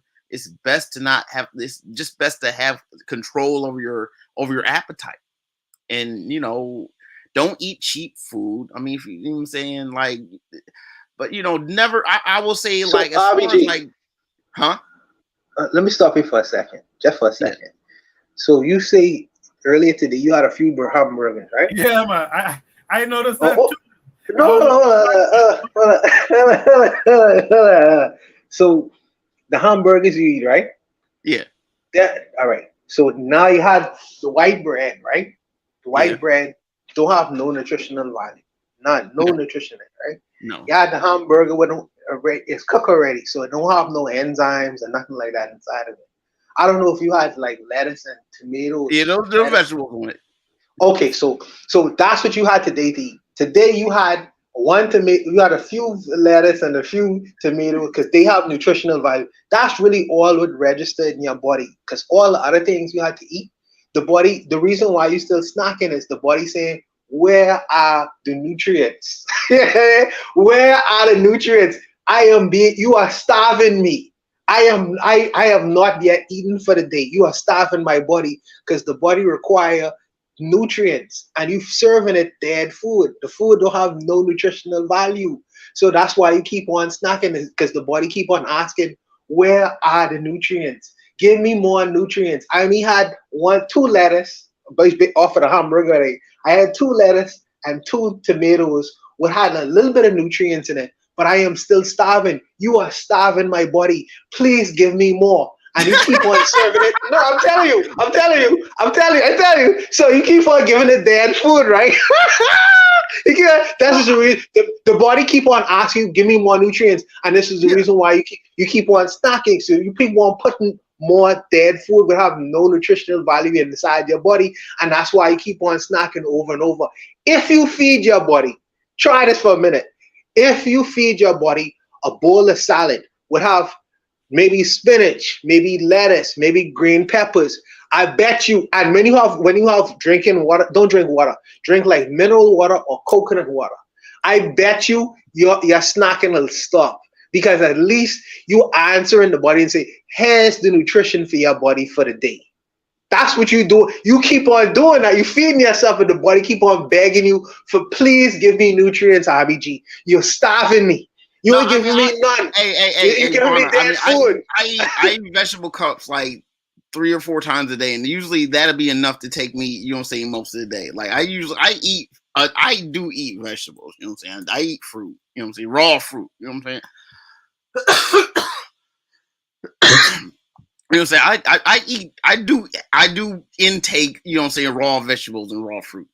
I do that. You know what I'm saying? I'm not gonna sit here and say that, like, but what I also do is like try not to eat too much. Like I'm not snacking all. I haven't, like, when I say I had some snacks, like I had a couple of you know what I'm saying, maybe how would I describe it as, maybe about 2-ounce bag of cheese puffs. So like after that I haven't, and that was probably like maybe 3. So when I was saying I was snacking all day, I mean, that was not, having been snacking all day. I mean, but I mean, the point I guess I'm trying to make is that, you know, I would concur that, you know what I'm saying, it's sensible. I think, you know what I'm saying, you know, African people have, you know, fasting periods. You might say some of that's like Islamic, but you know, black people just have their times where they don't eat, and then you have your feast. You know what I'm saying? It's like I just think that it's common sense. You don't need to eat when you're not hungry. And the best way to not be hungry is to just be active, I think. People say, the idea that like you need to eat food in order to do something is part of the problem. Like food isn't like fuel. It's not like you need to gas up your body. It doesn't really work like that. Like you already have fat. You know what I'm saying? You done rest it up. That's kind of your fuel. Like going to sleep is like the fuel. And then when you wake up, you're ready to go. You know what I'm saying? Like as long as you have any kind of like, you know what I'm saying, just residual, like, you know what I'm saying? Just like, you know what I'm saying? A lot of times if you eat at night, you shouldn't be hungry in the morning. It's just things like that. For me, it's like or nibble on, you know what I'm saying? There's a couple little carrots. You know what I'm saying? You put some in your belly. I mean, it doesn't take much. I eat a lot. It depends on your activity level, bro. It depends on your activity. If you're going like, I used to work a job where I used to like literally dig holes all day, right? So in that case, it may help to eat a little something in the morning. You don't need to eat like, but if you're like going to sit in the office for like 8 to 12 hours a day, you don't need a huge breakfast to get along. But if you're like going old school farming, doing some physical activity during the day, so greatly physical exertion as far as your job, whatever. That's why I say it's not a one size fits all thing. It's nuance in there. You know what I'm saying? So if you're going to sit in a office or work from home, sitting in front of a screen, your diet should be way different than somebody who's like farming all day. You know what I'm saying? That's all I add to that, man. I'll also add too. I don't want folks to overlook this thing, but we gotta be real about the media that we consume too, because a lot of things that we watch, food is constantly being pushed. Coca-Cola, McDonald's, all that kind of stuff, constantly being pushed. You might not act today on that McDonald's thought. It might happen tomorrow. You just have a hankering for it. So the psychology behind food is important, as well as we have to also understand something too. This sugar thing, even this salt thing, but sugar more than salt. This stuff is a drug, man. This stuff is a hard habit to kick because it's related to food, it's related to eating and nutrition and all that stuff. Is different than a crack pipe. A crack pipe, you got to put that to your lips. But this food thing, you will put it to your lips because, that's what food is. And I think that's the thing that we don't focus in on. They propagandize diets too. Buana or RBG, anyone else want to add anything here? Yes. Sugar and trans fats kill way more people than crack and cocaine ever have every year. Every year. Right, that's a fact. I'm sorry. That is a fact. Trans fat is some of the worst stuff. Trans fat is one molecule away from plastic. Yeah, partially hydrogenated oil is one molecule away from plastic. Don't eat it. If you read the ingredients, don't eat it. Speaking of that, there was a study recently that found that most human beings today have microplastics in their bloodstream, man. So, the way this white boy designed this reality is something else. It goes back to that thing I talked about at the end of last show, that 2 + 2 don't always equal 4. In their reality, man, what they put value on is some sick stuff, man. They will put 10,000 times the amount of salt anybody's supposed to intake in a day. Then they'll come back and say, "Oh, well, our brand decided we're gonna cut the salt by 50%," but it's still 5,000 times now what it's supposed to be, and that's the reality we live under. And because of it, we suffer. because we're not creating the alternative outlook, the alternative view. And a lot of us aren't looking for it either. You know, it's a sad merry-go-round that we're on when it comes to this stuff. In the chat, Trigger Happy 262 said, I think we as Africans need to do is really access a lot of our cuisine. I think it means assess a lot of our cuisine. People don't realize that even on the continent, some of the cuisine is because of colonialism, right? He says, this is why I also say speaking our language is important. A deep understanding of your language gets into names of crops and herbs that we may have missed. You lose that speaking colonizer language. He says the best case for colonialism affecting our diet is soul food and food in Kenya. Not all of it. I don't know all of their cuisine, he says. He says soul food has a lot of veggies. When it comes to food in Kenya, the British put people in ghettos and they would have to work for their living. They would give them like maize as an exchange, and that's where the problem came. Shout out to Sister Raw, who joined us in the chat. Shout out to all of you who are here tonight. Before I move on to topic number 4, Buana, what was the name of that brother from Grenada, the Rasta fellow who was in Nassau? Oh man, I can't remember. I'll get back. I'll put it on the comment section after the show. I can't remember it right now, bro. Okay, all right. Yeah. Well, if there's no other last words here, let's go to shoot the breeze. His name is Priest Kalish. Prince Kalish. Priest Kalish. Yeah, that's it. Shoot the breeze topic number. Oh yeah, Zuliism is out there. He said cassava and all these starch are not part of our diet. I meant to say that earlier. Like, I was astonished years ago when I learned cassava is not an African thing. I would have sworn up until maybe 10 years ago, I would have sworn up and down, you know, because we like cassava in the Caribbean. I would have sworn up and down that was an African thing. And come to find out, that's a Portuguese thing. I need some more information on that, Coco. I need you to qualify that. You honor Zuli. I need you to qualify that because I think that I used to see that they grow in like cassava in Africa. So I want you all to qualify that. Yeah, they grow it there. They grow it there, but it was a part of the program. It came from the Portuguese, and it was a part of the program to build stronger Negroes. Right? They had a diet plan for us to make us stronger and this, that, and the other. Like they these people are dastardly. I'll find the citation. I'll share it with you later. But that's what they did.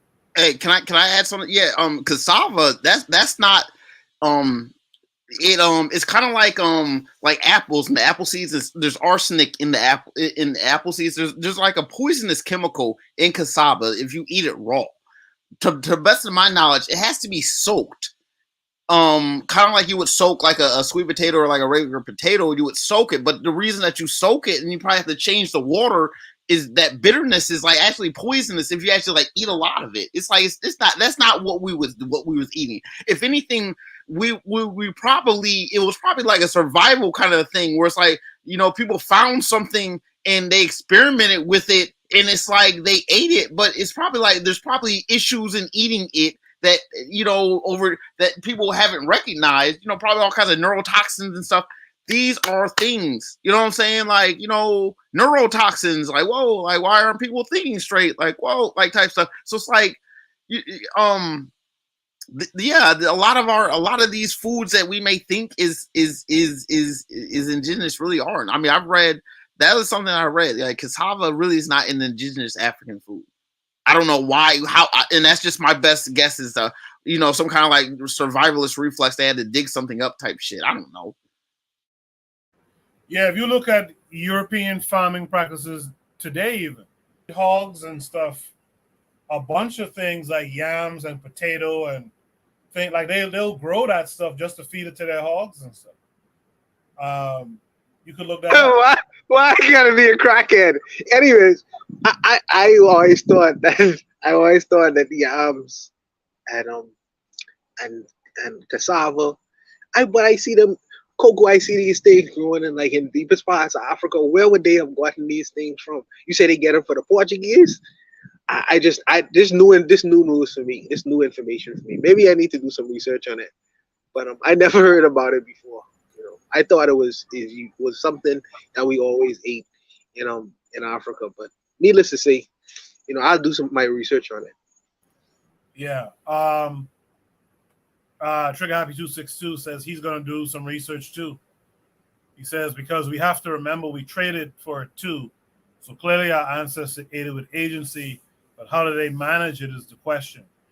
Erzuli's in the chat. Hop on the thing, man, Erzuli, because we were talking about the LICU system in Haiti. It would have been nice to have had, someone.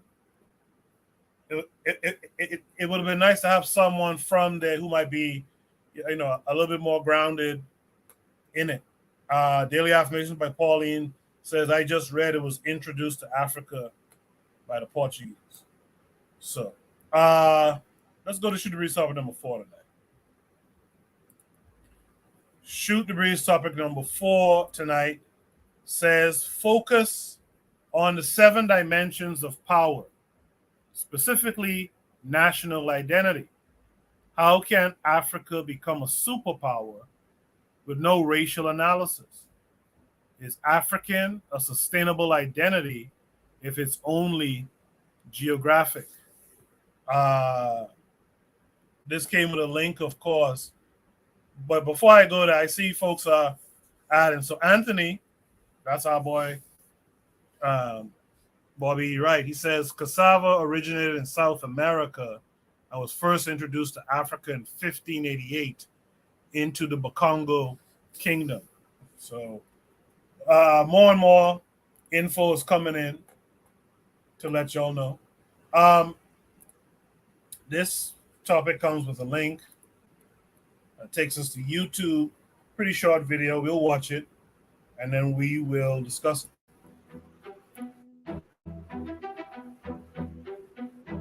As we move closer and closer to a globalized, singularly powerful world, certain countries have been more influential than others. While the term superpower is regularly used as an attainable goal for countries like Brazil or India, the concept itself is not that well understood. So we wanted to know, what exactly is a superpower, and which countries fit the description? Well, overall, a superpower can be considered any state that has preeminent global influence. Any decisions, whether domestic or foreign, have far-reaching consequences, even outside of their immediate borders, allies, or enemies. This sort of hegemony is best characterized by 7 dimensions of power. Natural ones, such as geography, population, and resources, as well as social factors like economy, military, diplomacy, and national identity. These country traits have historically represented wide-reaching, dominant civilizations, such as ancient Egypt, the Mongol Empire, and the Roman Empire. However, the idea of a superpower is a 20th century classification and has farther-reaching implications than just regional dominance. World War II was one of the first major displays of global power, and the start of globalization through communication and economic cooperation, as we know it today. In the aftermath of the conflict, 3 major superpowers remained standing and collectively divided up the world. These were the United States, the Soviet Union, and the British Empire. On every level, these powers were at the top of the rankings, each controlling massive regions, with the British still wielding power over colonies around the world, and each holding onto a distinct cultural and national identity. However, in the mid-20th century, the British began to see their influence wane, while the US and USSR only grew, especially militarily. An event known as the 1956 Suez Crisis saw the British, among other nations such as Israel and France, invade Egypt in an effort to topple the country's president. Not only were they unable to, but they drew the ire of the United States and the United Nations, which demanded the British stop their invasion. Having been weakened militarily by World War II just a decade earlier, the British withdrew in a humiliating move that signaled an inability to maintain dominance on their own. This left the United States and the Soviet Union as the world's 2 remaining superpowers, and was the beginning of their fight for global hegemony in what was known as the Cold War. Over the next 50 years, the two proved their might. In land size, the USSR was the largest nation on Earth, while the US was the fourth largest. Their populations were comparable at around 250 million residents each. They were the top two economic powers, and while the Soviet Union had one of the largest militaries on Earth, the United States spent more than any other country by far. Perhaps most importantly, the two had absolute alliances around the world. The USSR had direct supportive relationships with Central and Eastern Europe and much of Southeast Asia, including China. The United States was a predominant ally of Western Europe, the former British Empire, and was aligned with most of the world's largest economies. Ideologically, they represented a divide between capitalism and communism, with most of their allies falling into one group or the other. But in 1991, the Soviet Union officially collapsed, partially due to their efforts to defeat the United States, and partially due to internal corruption coupled with dramatic reforms that crippled its government.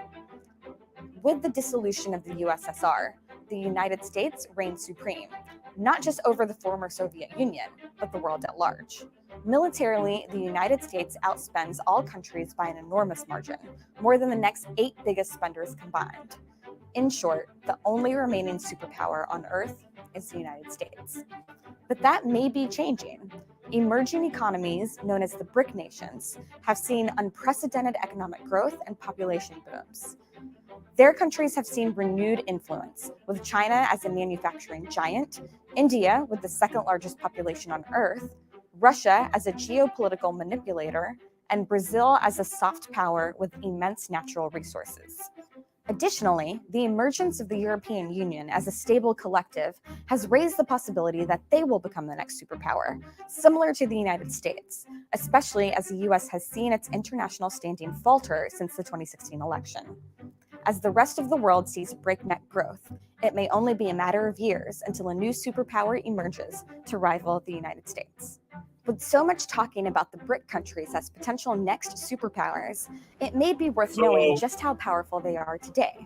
One of the things I'd like the panelists to tackle is what their concept of being an African is when they respond to this.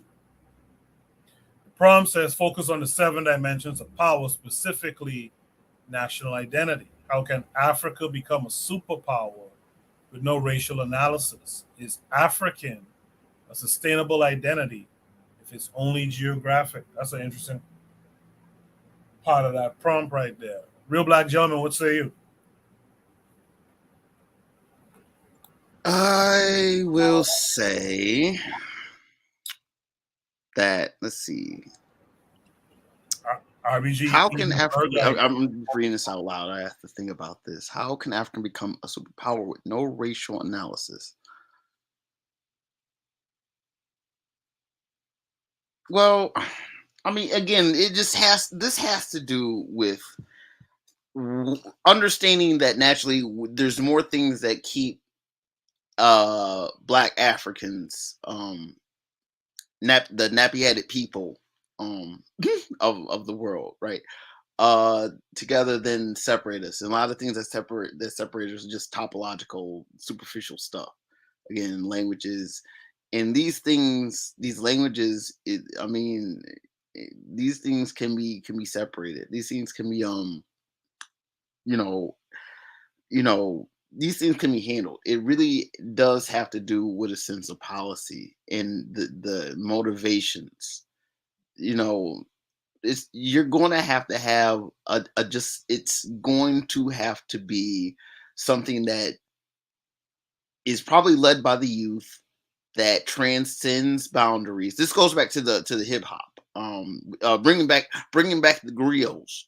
You know what I'm saying, that tradition of people moving around and telling, you know what I'm saying, talking to people and, just entertaining and bringing people together and moving information along. You gotta have that. To me, it's just, again, I look at Africa, I see the colonial boundaries. I can't say it enough. I mean, you have to slowly but surely consolidate literal territory. You're going to have a fortress, a territory, like say, liberated territory within the colonial structure. You're going to have and it's uneven, it's irregular to even start with because there is no, I mean, you can sit here and try to, think that, well, where's the base? Where's the bedrock of any kind of African political, like black unity? And it's kind of hard to say that. I mean, this white man did a damn good job at divvying up Africa in such a way that, black people have not just like formed like Voltron, and like these lines that we see on superimposed on the map are just not there. There's so many boundaries that separate black people from black people. And those are going to have to be dismantled. It's going to have to take a lot of faith. I mean, people in their whole national ways are going to have to literally just say, like, we need to think about something a little bit bigger than what this line is. I mean, it's going to have to be that way. And it's going to have to be structured in a very, very careful way, because you don't want to make an adjustment like that and then in the midst of what everyone else can see, because everyone can see what it is Africa is doing, but it's not impossible. And I just think that, again, it's just, I mean, it's just going to have to happen. You're going to have it can't be United States Africa. It's going to have to be one singular political unit. It's going to have to be, I mean, it's going to have to be from Senegal to South Africa to Somalia. It's going to have to be, I mean, it's not going to get there from here, but somewhere. I mean, I think East Africa is doing it, but at the same time, like, a lot of it's very unstable. You know what I'm saying? The AU is a farce. The Chinese bugged all that. You know what I'm saying? They bugged the whole AU Parliament building. So I mean, that's compromise. I mean, it's like, we're, black people are still, whenever we try to come together, there's still some outsider that just, meddles. So it's like it's not impossible between the outsiders and our own personal sense of my house is your house, my nation is your nation, to kind of say this, so to speak, of the whole Mikasa Sukasa type deal, but with very real, like, understanding that, like, the oppressors that speak French and the oppressors that speak Portuguese, they're talking to one another. Why aren't we in cahoots with? You know what I'm saying? They work with each other. Why aren't we working with each other? And it's kind of it's messed up, because when I say that, I can say that, and then we go back to the Kenyans under the UN, what I'm saying, banner going into Haiti, which, I mean, I initially thought it was good, and I think some of you guys have kind of talked me out of it. And like, I really genuinely don't want anything bad to happen. I'm not going to sit here and say Kenyans bad for doing that, because I mean, this is genuine black action. Although the political is nonsense, I mean, if it's bad, it's bad, and clearly, what I'm saying, we understand why it could go wrong. But like, again, let black people try to help black people's problems. Oh God, it's always a tightrope.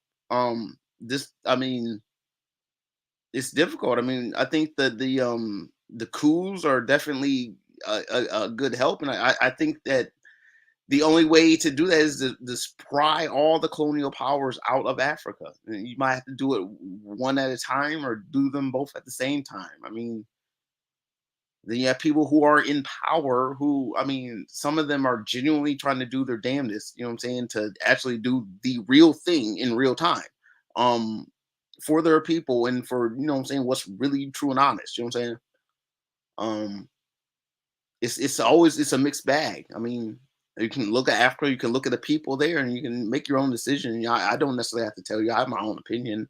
I'm not so inclined to necessarily like spell everything out right now, but it's not easy. It's going to have to be a lot of people just coming together. It's going to have to be people just saying, like, two countries are now one country. And I don't even know how else to say it. That's going to have to be the only way. I'm going to pass the mic. Thank you for that, RBG. For those who might be wondering, the 7 dimensions of power, state power, is geography, population, economy, resources, military, diplomacy, and national identity. We're talking about one of those 7 right now. So when you add those together, that is an interesting question. What is an African? We know what an African is in terms of geography, in terms of being continental African. But what is the economy? What is our economy that we can speak to that helps define us as African? I'll be curious to hear what Webb has to say. But first, let me shout out Black Steel. He's out there in the chat saying good evening. Glad to see you because I remember you were sick last week. Want to make sure you're still with us. Afro Native World is out there as well. Trigger has some comments. I'll get to those after I get to the panelists. Let me hear from Webb on this. D-Webb, what say you?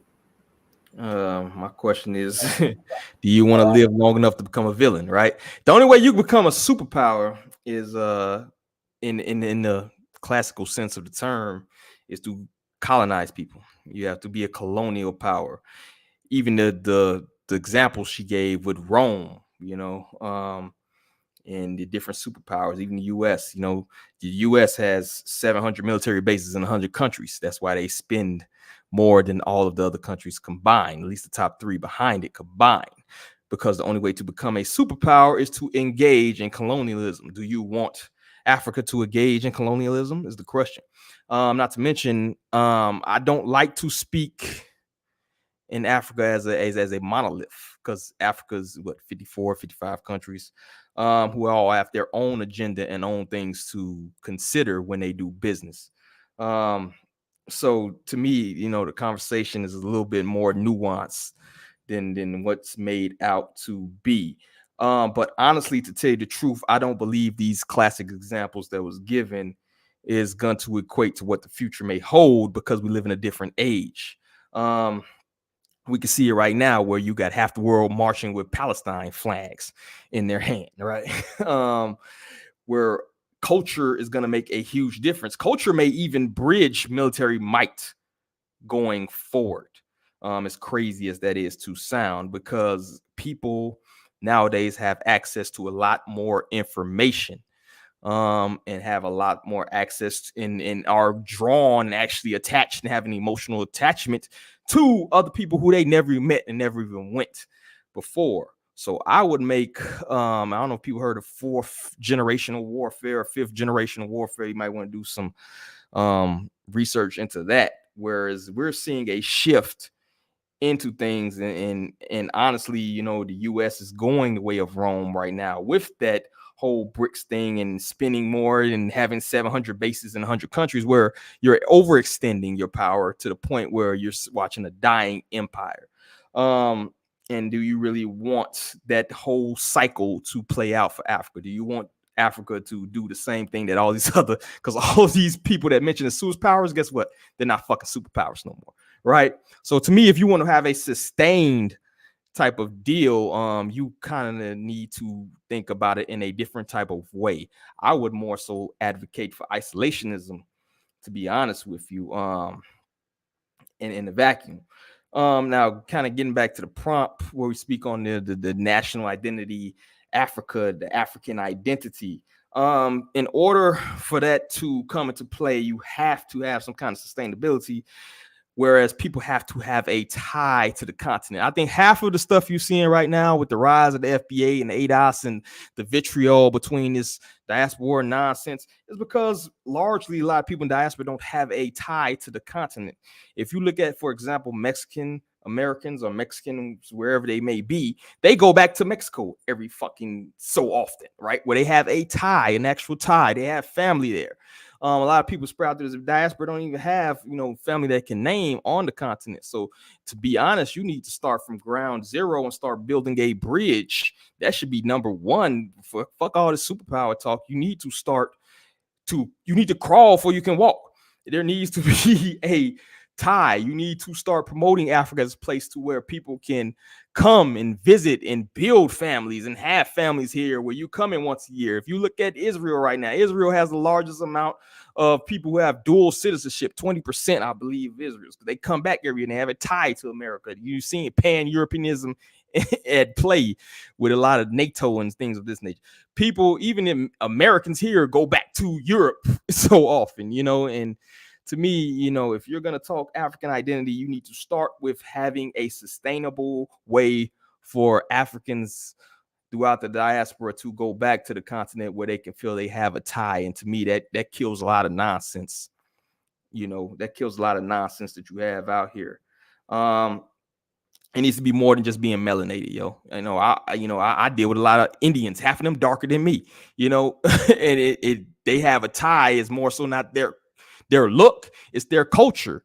It's the fact that they share a religion, it's the fact that they share a language, it's the fact, you know what I'm saying? So there has to be that in itself needs to be handled before you can even talk like superpower or anything talk. There needs to be a bridge built, and I don't see that right now. So that's all I got, bro. Yeah, I agree with you too, Webb. I also agree with Trick. I think two things can be true at the same time.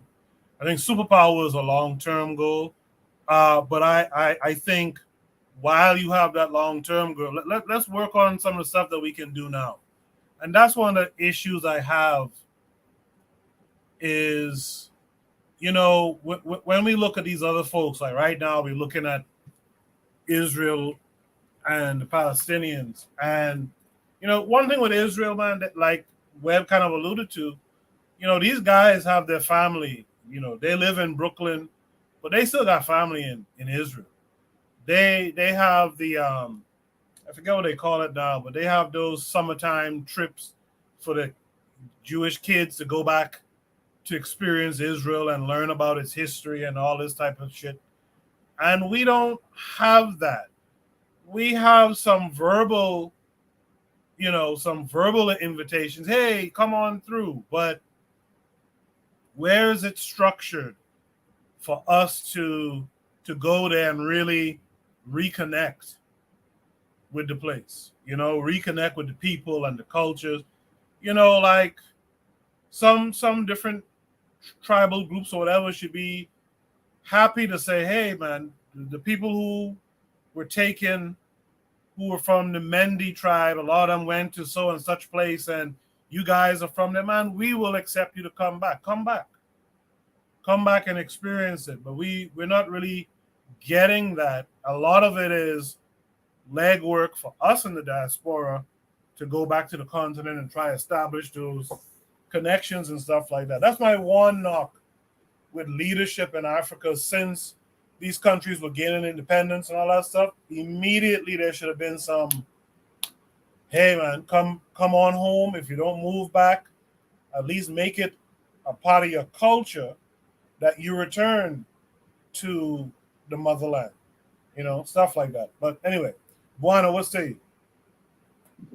Yeah, so I listened to D-Red diatribe, and what is unfortunate is brothers like him with the opinions that he have about the world. What is unfortunate is his voice is not getting the traction that it deserves.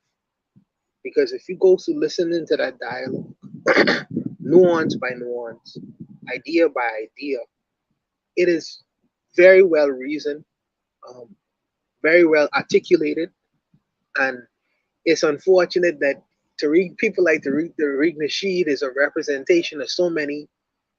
Well, it's unfortunate that his audience should be a whole lot larger than it is. And I wish that these kinds of voices, people like himself and Black Steel, got more traction within our so-called this community, this social media community. Needless to say, in terms of the question, I'll answer the last part of the question because I think the last part of the question is important. In terms of is the idea of African a sustainable identity if it's only geographic? I don't think it was geographic. I don't think that idea what African is geographic. When you talk about, if you say it and relating it to the continent of Africa, because if you look in Brazil, you won't see the African experience. You're going to see the African spirituality in terms of the Yoruba tradition. If you look in Haiti, you won't see voodoo and the spiritual traditions of Africa there. If you look all over the Caribbean and South America, Colombia also there's a place in Colombia called, well, I'm not going to get into that right now, but different parts of Colombia that has many different African people there, West African people in particular. But we get caught up into this idea in terms of this Africanness based off of West and Central Africa, because this is where we come from, out of the diaspora. But there are other Africans that exist within the continent, North Africans and South Africans, which may be a contrast from our experience on this part of the world. They are African as well. So the paradigm, I'm coming from an experience of Gaviism, and really and truly that nuance in that was when RBG talked about the PZ hair thing. Not everyone in Africa have PZ hair. Not every African have PZ hair. Some Africans have straight hair. We have to contend with these people as well on the continent. And also, and this is an important thing too, in terms of Pan-Africanism. The Pan-Africanism of back in the day is going to face a challenge in terms of the Pan-Africanism today. Why? Because Pan-Africanism back in the day was dealing with people who look just like me and you, who had the mindset of me and you. Now you are dealing with Black people in the world, as really they probably exist back then as well. But Black people in the world who look at themselves, they are very anti-African in their motives, in their interests, and in their ideas. Not only the Black people in the West, but even the continent of Africa. You have some Black Africans, like some Somalis and stuff like that. They really don't want nothing to do with being African. They look at religion first before they see themselves in terms of the cultural aspect of Africa. Because culturally, they are Islamic. So their culture goes back to the Middle East. So it'll be very difficult to convince these Black-skinned people that they should look in terms of being African on a continental level, because they see Muhammad first before they see themselves. And then you have the Christian Africans who Christianity go back to the Pope, or Martin Luther with the Protestant religion, Christianity. So it's very difficult to convince these people. And then on the other hand, and the other aspect of this, I'm going to tell you this, and this is the challenge that I have. You have people from different races who have an African-minded culture and aspect, and who see Africa first and want to promote Africa first. There's a thing right now on social media where this lady called Cynthia G has been banned because she was instigating the genocide of Black males, the abortion of Black males. Do you know the person that got her banned was a white woman? And Cynthia G had a large following, a large swath of Black women promoting the genocide of Black male babies. And it was a white woman who said, no, this can't continue. I have to stop this from happening. She's speaking on behalf of Black people indirectly. She have an Africanist mindset, whereas the Black woman have an anti-Africanist mindset. So how does a Pan-African deal with people like these in this particular period and point in time? This is going to be the challenge going forward. So I feel like the idea of this African going to extend beyond skin, and they're going to extend towards culture, interest, and mindset. Is going to have to be expanded. This is our challenge going forward. So when my brother Harsh Reality talk about different nuances that we have to contend with going forward in the current society and in the future, that is an actual fact.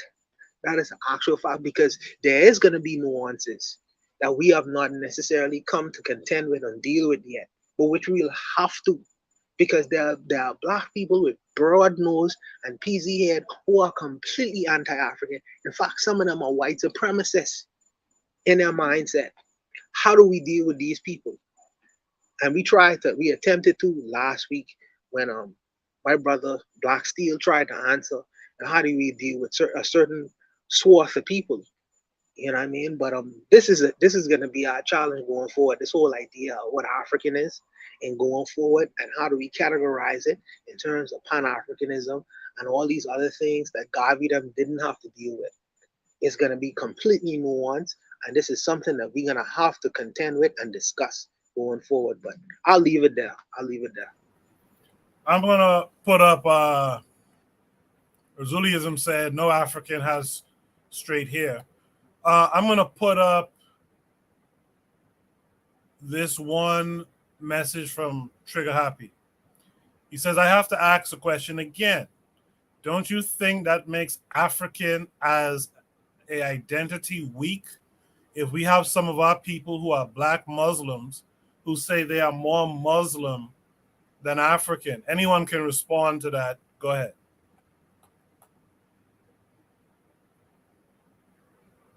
I guess no one's going to respond to that. Read. I have a question. Again, don't you think that makes African as an identity weak? If we have some of our people who, I don't think that it makes African as an identity weak. I think that what has not been defined yet is the African aspect has been defined by some groups of people for us. In terms of the Western society, describe what is African. The African continent, which in terms of the people did not exercise any degree of agency.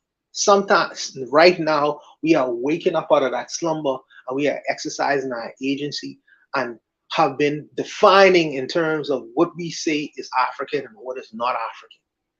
We have been self-defining. These terms have been defined for us.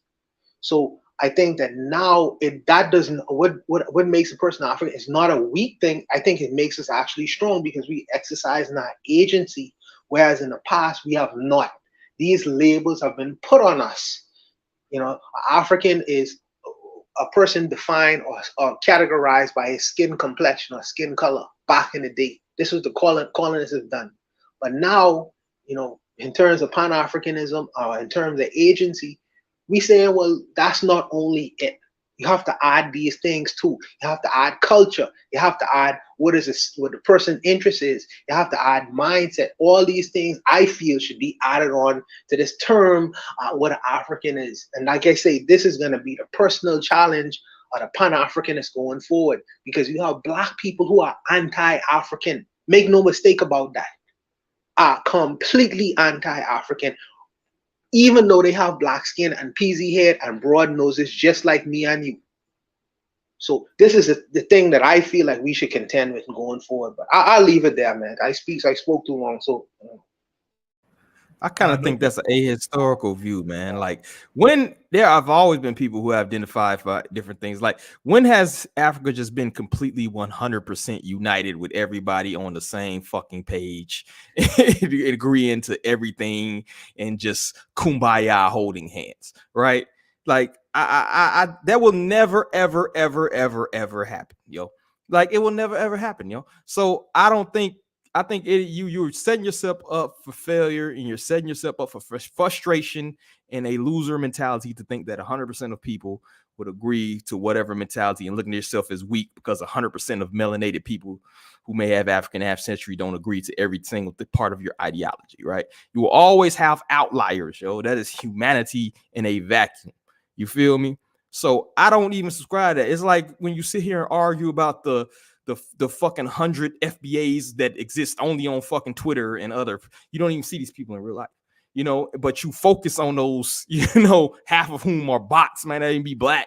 When you focus on this minority, right, you kind of set yourself aback, and you set yourself up to frustrate yourself in the long run.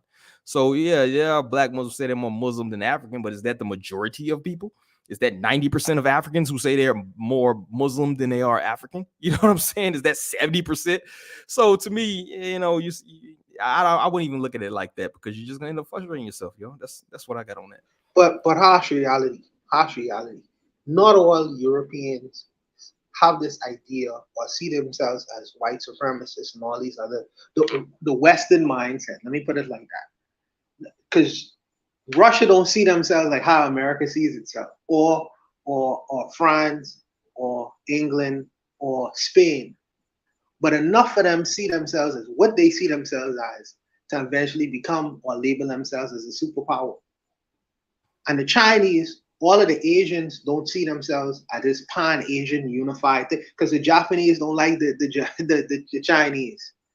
but enough of the Asian community sees themselves as what they see themselves as to create themselves as a superpower. You talk about I don't Asia, the continent, though. You're talking about Asians fight each other all the fucking time. Absolutely, I agree. Europeans fight each other all the time. They don't see yourself. But you proving my. Yeah, but you proving my point, because I don't expect the whole of Africa to completely agree and to see themselves as one thing. But I'm saying that enough of them should, even if it's just West Africa. That's why I spoke on the minority. That's why I said the majority. When you're focusing on minority, when we should focus on that's the majority. I'm with you. Yeah, I'm agreeing. Yes, so I focus. I try to focus on the majority in regards to our competition. You know what I mean? Our competition in the world, and I feel like that is an important thing to focus on, because we are competing, we in the race, But the brothers, them, okay, I hear you, brother. You know what I mean? I hear you, brother. This ain't gonna be a back and forth, man. I hear you, brother. Let's keep on rocking out. I'll leave it. Trigger Happy says, agreed, RBG. RBG was saying stuff like Africa needs a central state from ocean to ocean, a territorial belt. He says from there, everything else will aggregate. Trigger Happy seems to agree. He says, but how do you sustain that territorial belt? This is why colonial scholars emphasize that we are completely different, that we can't unify. Many Africans perpetuate this today. There were other comments in the chat. I can't get to all of them. I appreciate every last one, though. You guys listening into the playback, pay attention to the chat, pay attention to the screen. I put comments up there all the time. With that said, I guess if there's no last thoughts, let's go to Shoot the Breeze topic number 5 tonight. Shoot the Breeze topic number 5 tonight says, what is Julius Malema doing? Is he right or not? This came with a link. I saw this video, a piece of it. No, I saw this whole thing this week.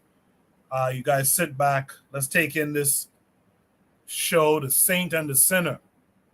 Talking about Julius Malema thinks homosexuality is more important than electricity in South Africa. He's protesting is the democratic outcome, the creation of laws in an entirely different nation, which is to say he is trying to influence policy, control the thinking of people who are outside of his country. Damn it, it sounds like imperialism. Oh, but yet you are the one who is against imperialism. You are the one who is against imperialism. I guess when the imperialists are white, that's when you're against them. But we know that within you is a white man. Oh, no, actually a white woman. A liberal white woman is inside of you, Julius Malema. And let none of us have leaders that look like this. Disgusting. A leader should be a strong man where young boys can look up to him and say, I'd like to be something like that. Oh, and mind you, if there are any low IQ persons on, I invite you to come on. I will provide a link. You can come on and tell me something that I don't know. Because we have so many sophists, so many philosophers apparently on YouTube who are inexperienced, provincial, uneducated, and generally dim-witted, and they hide in those comments. I will let you come on and speak your mind. If you have something to say against what I'm saying, I will let you come on and speak your mind. But do not babble in the comments, or else we will assume that you know that you don't have facts behind you, and you know you are of inferior intelligence, and you are just babbling to get attention. He's wrapped himself in the flag of sexual deviance. Let's hear what he has to say. Museveni brings this bill that is anti-human. Now, the foolishness. One, he's addressing the head of state of another country, Museveni. You're not the head of state. He is. So there's obviously, in a hierarchical sense, he's already way above you, little buddy. You talking above your pay grade. He's the leader of his country. You're a politician in your country. That's number one. Number two, he's the leader in his country, and he represents the people of his country. You're in South Africa. Why are you trying to influence that country? Why are you against the democratic outcomes in that country? You see, this is the problem with these filthy animals. And when I say these filthy animals, I'm referring to the white liberals, which are inclusive of Julius Malema. What they do is they like democracy only when it yields the outcome they want. They love democracy because generally democracy represents a weak political structure that is easily influenced by foreign interests, foreign capital, foreign corporations, foreign governments. That's why they like a democracy. And also because they can move in and move out the leaders that they want. That is precisely why foreign entities love what they call democracy, but so rarely is it actually democracy. Most often, these persons are hand-selected by the West. Yes, and they're funded by the West. And if they start to misbehave, then things get all bad. They get real dark, and the West finds a way to replace them. Coup sometimes. Sometimes they foment unrest. They spread misinformation. They put on economic sanctions. All kinds of things. It's a dirty game. So you're hearing a politician in South Africa speak about the head of state, the democratically elected head of state in a different country. And he's arguing against democratic outcomes in another country. And he's trying to influence the politics in another country. Sounds interventionist, sounds imperialistic, sounds arrogant, and it sounds un-African because he's trying to push out something that is completely out of line with African values, with African religion, hell, even Western religion. Come on now, let's hear about it. Because gay rights are human rights. He just said that gay rights are human rights. See, this is a lie. Let me break down this for you. They utilize linguistics in curious ways to confuse you. First off, you should ask yourself, well, what are human rights? What are we talking about? Usually human rights are those things that are so fundamental that we would presume all persons around the world have them. And these are not things that are granted by government, but rather it is endowed upon you just merely by being born as a human being.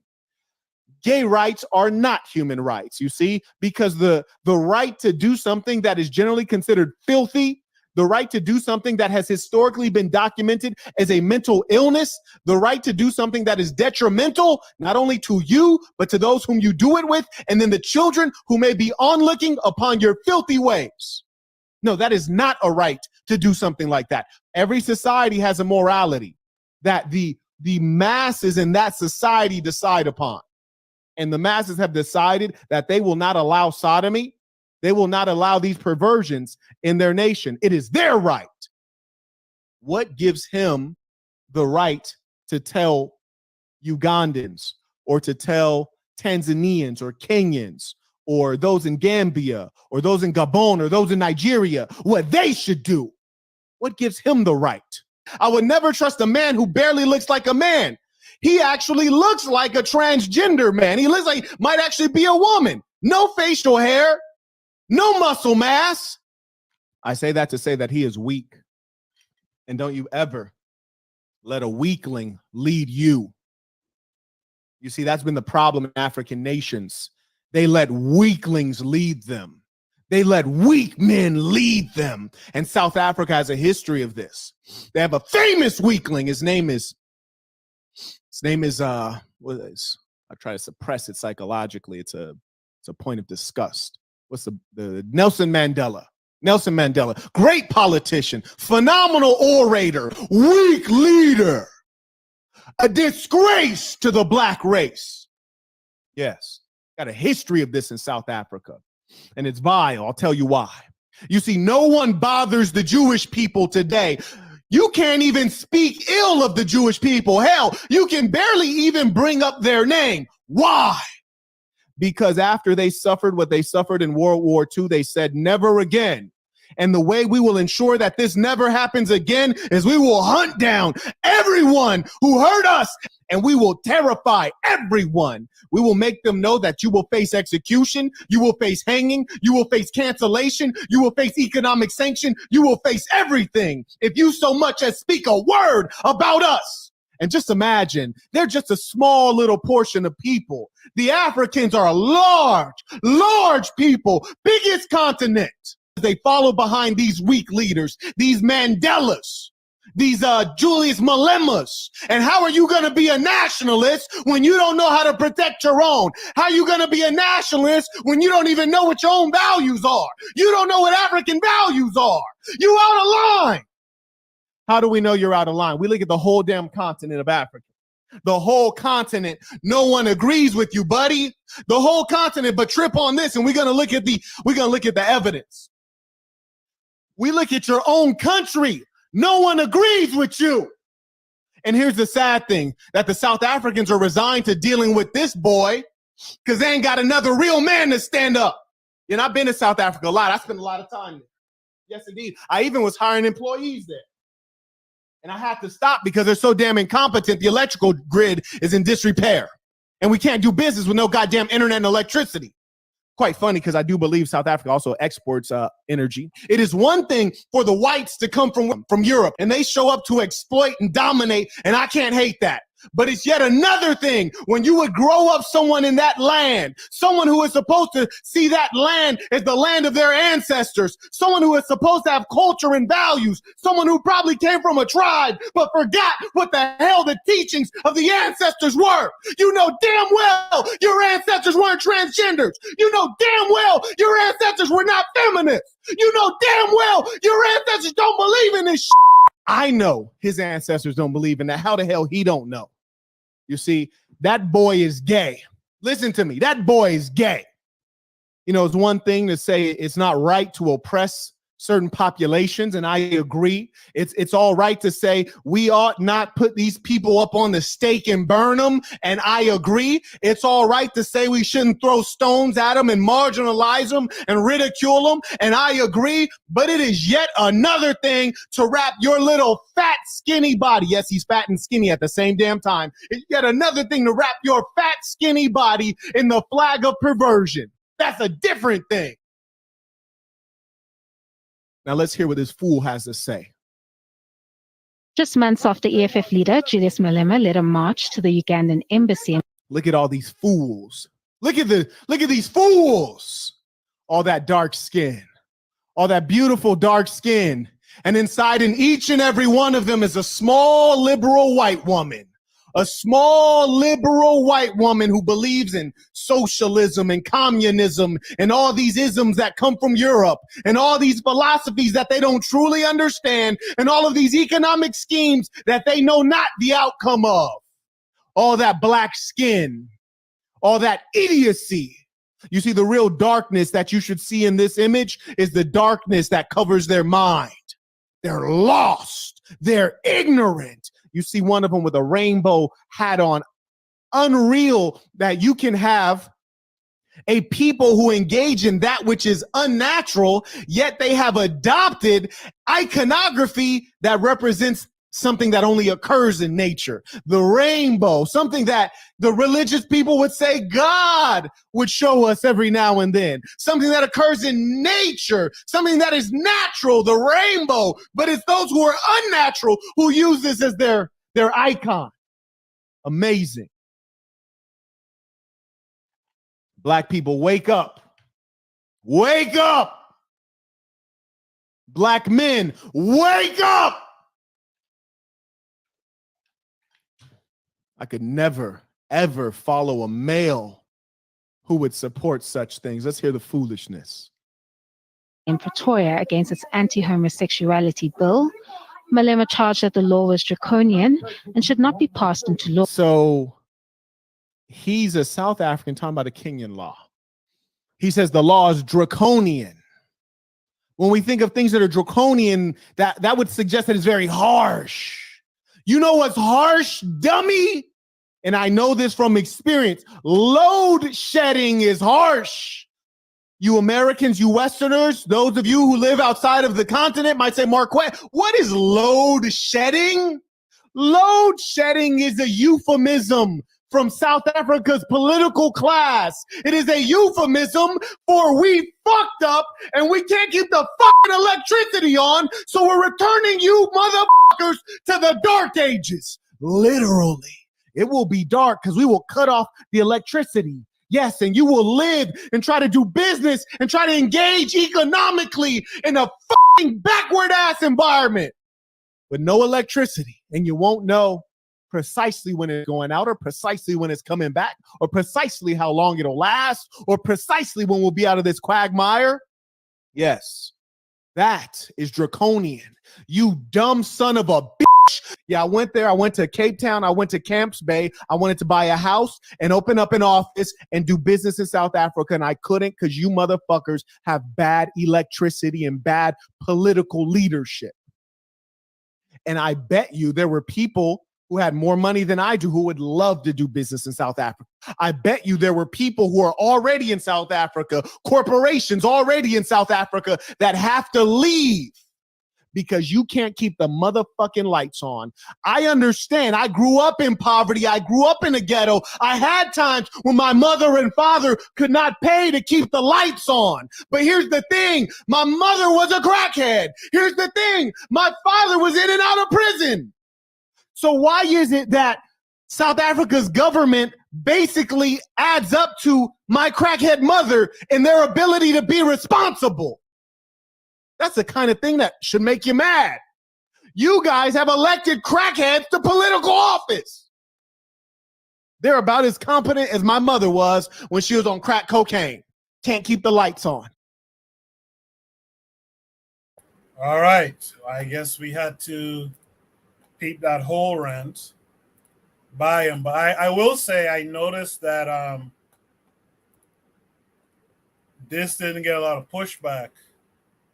Malema I'm talking about, when he was promoting this LGBTQ stuff. Now, I know that, in recent years, guys like Forecast, shout out to Forecast and such, they pointed out that we tend to say black first, or some say black only, until we run into one of these, LGBTQ type situations, and then we're not black first.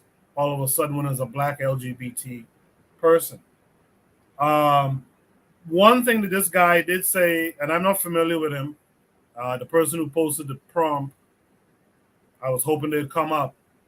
But one thing I would say, I would give him credit for saying is that it's not about harming anyone. People can live their lives and do what it is that they want to do. Right now we're dealing with Dwight Howard has been outed in the court of law, the basketball player. And to be honest, most of us kind of knew he was suspect for a while, but we don't want to see no harm come to anyone who's on that spectrum. So I'm glad that the brother pointed that out. And so we can be black first, even though we might not agree with the lifestyle.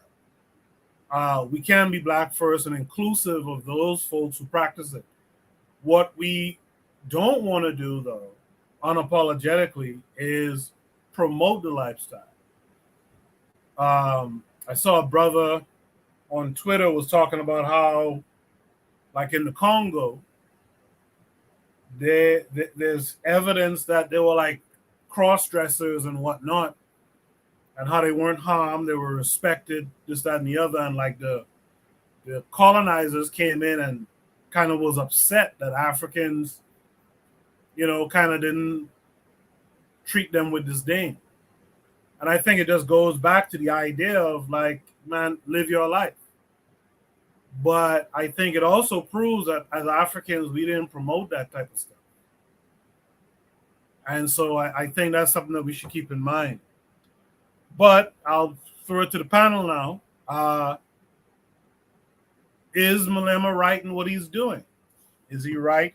Yes or no? Let me start with RBG. What say you?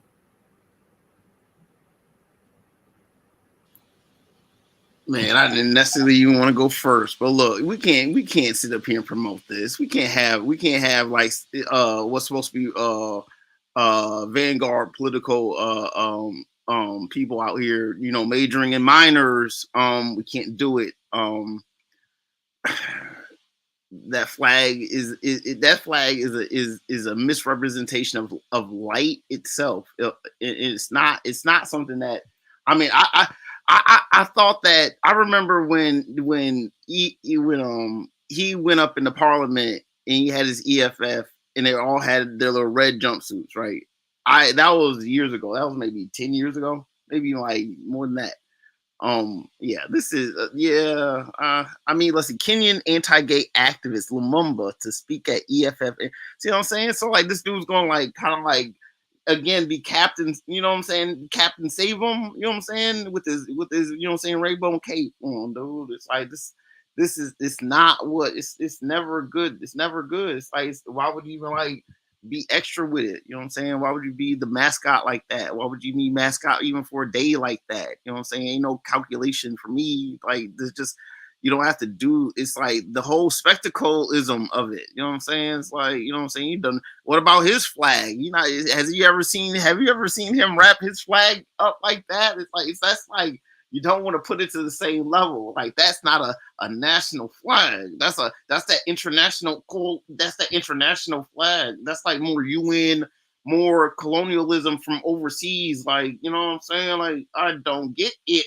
Why grown men even come on, like I don't think anyone is gonna do that. I mean, I just it sends a wrong message. It sends a message that, you know what I'm saying, to impressionable minds, into people's outs. Man, come on, man.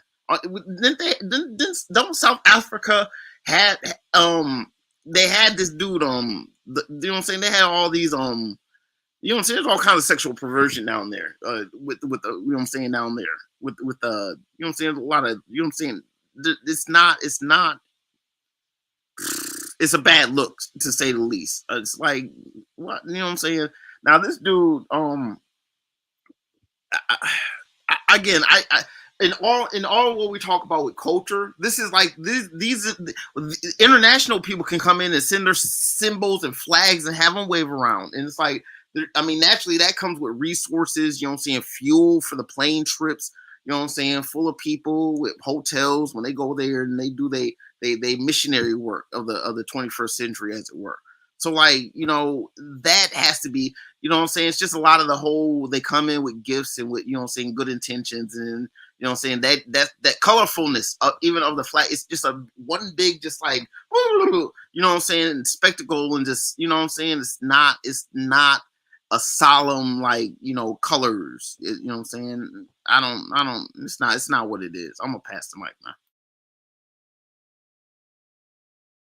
Appreciate that, RBG. Trigger Happy in the chat says, I would really like if we could get a really deep analysis when it comes to this topic, because a lot of this justification is science. For the opposite position, there needs to be scientific arguments. You know, Trigger, I'm going to say this, and I'm not going to dwell on it, but the implication is that we don't give deep analysis here. And my thing to that is, you know, come and be the deeper analyzer. You know, and of course, there's not any attack on you or nothing like that. But, you know, like Thanos said, all right, I'll do it myself. Like, let's be grateful for what the panelists, the people who come up and share their thoughts. I'll be grateful for what they bring. And if you want more, be the more. I'll leave it at that. With that said, let me hear from Webb on this. Webb, what are your thoughts? Yeah, I hate to admit he was cooking for a little bit there, bro. I wanted to get he needed a spoon and he needed a spatula. But it was kind of a comedic tone. That's kind of why, you know, Trigger Happy's comments kind of weird, because this to me, honestly, this was not even a serious video worthy of a super deep analytical analysis. This is a dude ranting into a microphone. Some of the parts you will agree with, some of the parts you don't, to try to like scientifically break. He wasn't even scientifically break. How the fuck you gonna break down scientifically what the fuck he was saying? He's just ranting about South Africa not having fucking power and shit, you know. So if you want like a deeper analysis, I think you need to probably present something that's more scientific on the way where you can kind of go into those deeper issues of what he's talking to, even if you want to go into the LGBTQ history of Africa, if you want to go into that analysis, right? But that being said, I agree with this part that this Julius Malema dude is a kind of a clown to me. I want to say, you know, he's currently talking about free Palestine, you know, with LGBT. What do you think would happen in Palestine if he walked around with that flag draped on his body, or any Arab majority nation with that same flag draped on his shoulders? Like, what do you think would happen to you, bro? You know what I'm saying? Take your African ass to an Arab majority nation with that flag draped on you, and see how that works out for you. Most of his platform is actually just, you know, repetition or repeating many of the World Economic Forum platforms to me, if you look at what he's advocating, what he's pushing. So to me, you know, the guy is who he is, you know what I'm saying? So yeah, I think the guy speaking, the initial speaker, whoever made this video, I think I mean, it kind of got off the rails a little bit toward the end, I think. But I do agree with some of what he said, though. That's all I got. I ain't gonna take long with the subject, but that's all I got, bro. Appreciate you, Webb. Yeah, I mean, you know, like Webb said, like I said earlier, some of the things that he says, he's correct. Like, why would you make yourself, why would Malema make himself the face of this thing?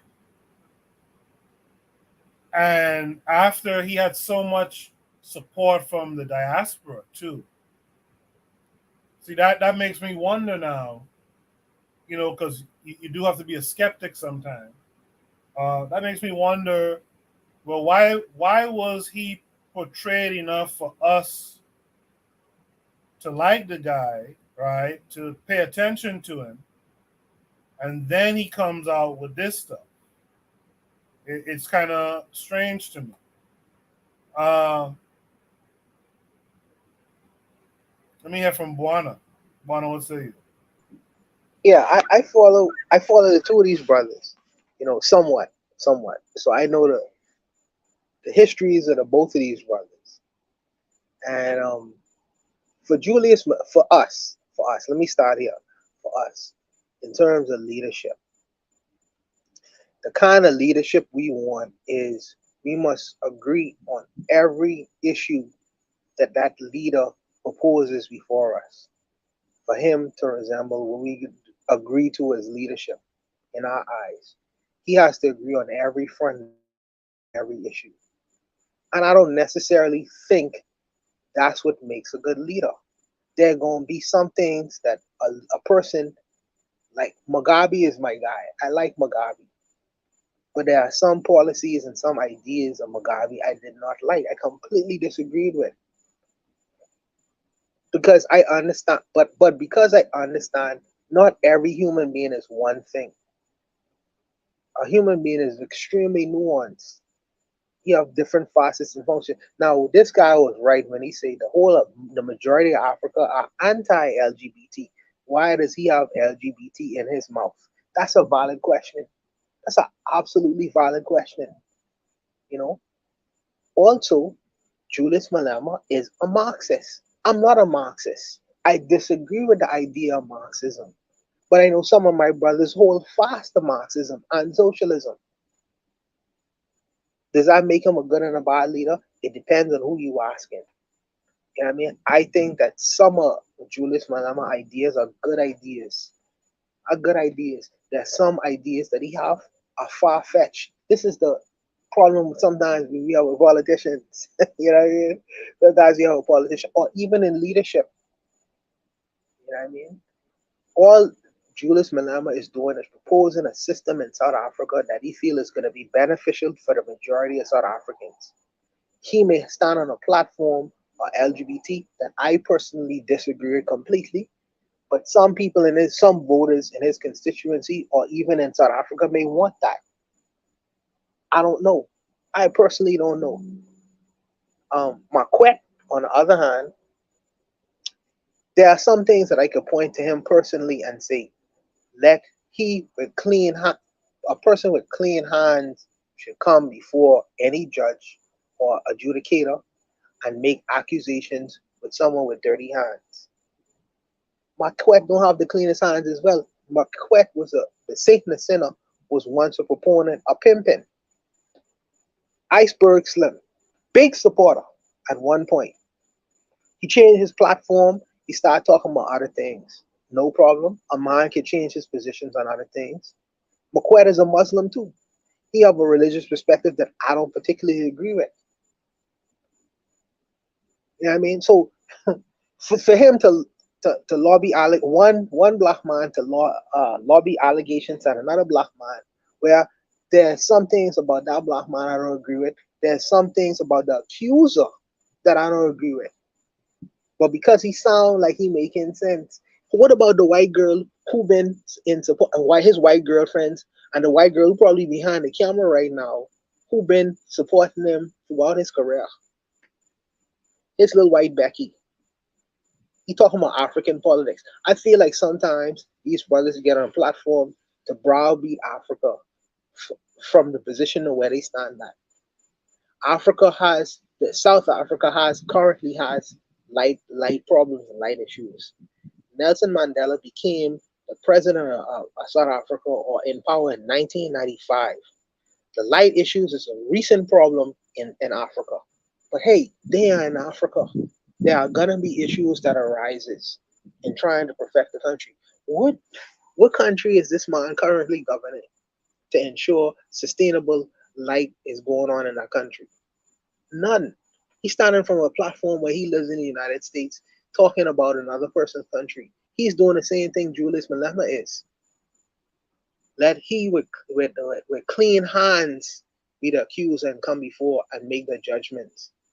But he doesn't run a country. He doesn't know what goes into that. Then he talks about Nelson Mandela. I have issues with Nelson Mandela. Absolutely issues with Nelson Mandela. You know what I mean? But Nelson Mandela run his country. He's after 27 years in jail. Who are you to criticize this man? You know, I don't know, man. The man lives in a free country, and he have a free right to criticize all he wants and all these. The criticism, the free criticism that he has, the person that he's defending, Museveni wouldn't allow that kind of criticism in Uganda. Museveni don't believe in freedom, the freedom of speech he is expressing on his platform, sitting safely in the United States of America. It's just, I don't know, it's an interesting dynamic, the social media, you know, but these brothers can do what they gonna do. I try to stand in a position of objectivity, and I don't, no man I completely say that this man is a representative or what I completely believe in and so forth. Even Marcus Garvey had some ideas in his head that I don't agree with. Even him, you know, and I venerate Garvey, you know, but I don't understand what is it that we want specifically from our leaders. Because there are some things that they agree with that I completely disagree with. There are some things that they say I agree with completely. You know, it just depends on where you stand in. But I don't know. I slow to stand in judgment a certain black men, but I am not an advocate of the LGBT organization. So, but I'll leave it there. I'll just leave it there. Appreciate that, Buana. Erzuli's in the chat. He says Julius is an informant. What the hell did that have to do with Julius? You know, earlier Trigger was talking about the science of homosexuality. You know, to be very frank with y'all, there is no science of homosexuality. There is some suppositions that scientists make, like for a long time. I can remember this too.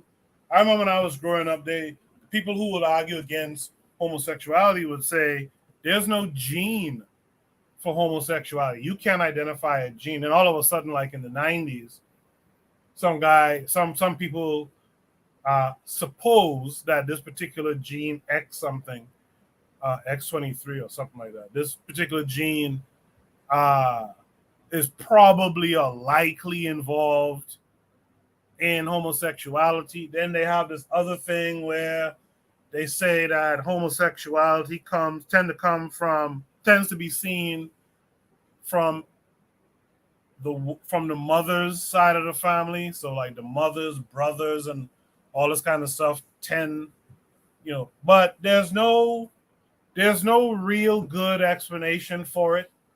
You can't say it's evolution. That doesn't make sense. They've made up some shit to say, well, for evolution, a lower valued or low standing man could rise up through an alliance, so to speak, with another man, and blah blah blah. But it's just hogwash. There's nothing really scientific about it. And I think Umar Johnson is the one who kind of broke this down for the Black community some years ago. Most times when we hear about homosexuality amongst Black folks, it's usually through some tampering, some adult tampered with a child, etc. Like the idea that people are born that way there's just no proof of it at all. Does anyone else want to add any thoughts? Yes, I do, man. I don't believe in that whole gay gene. Look. Black folks understand genetic science, right? Look. They say, who is they people in they science saying that these look. No, man, no, ain't no way. Look, ain't no way. I'm telling you, our people, there's no. Anything, any kind of extrapolation, retrograde about Black people in just no. In Black Africa, no, absolutely not. I mean, no. I think that the whole idea, there's no reasoning to even predicate that, because the whole idea of the family unit and actually having a man it's difficult for me to even like try to attempt to like try to make sense out of something like that, because like it, what I'm saying, it's all speculation. And I don't want to sit here and spend a lot of time speculating on like incredibly minute kind of situations. Like anything like that has to do with men not being men. Men being around women will make you soft and make you think like a woman, period. You know what I'm saying?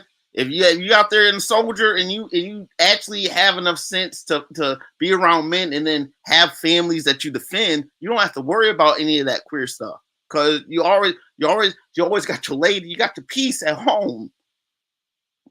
Nah, you know what I'm saying? It ain't that hard. It ain't that hard for me. That whole genetic angle is a real twist, because I don't see no Black people with the genetic science, replicating that science. Boom. You know what I'm saying? That just on that. You know what I'm saying? White folks ain't replicating that science. You know what I'm saying? It was hard, it's hard enough for Black people to do the Kimron, you know what I'm saying, on the anti-AIDS drug type tip. It's a lot of things, and even when we try, it's always like it's difficult for even. Again, I'm high skepticism like a gay gene. Nah, it's just men gotta be around men to be strong, and you know what I'm saying, get your sharpness about you, you get your prickliness about you. Man, let me pass the mic. Let me ask a question. This is an important question, right? All right. So the people the brothers are against LGBT. Fine. I'm against LGBT. I'm against it. But there are other issues relevant to South African people that this brother has spoken on. So should we dismiss him on a one issue basis because we disagree with him, or should we accept him if he is right on 99% of the issues that he talked about, but this one particular issue he should be dismissed outright? He ain't right on 99% of the issues, though. What 99% of the issues is he right on? You even disagree with his economic point of stance.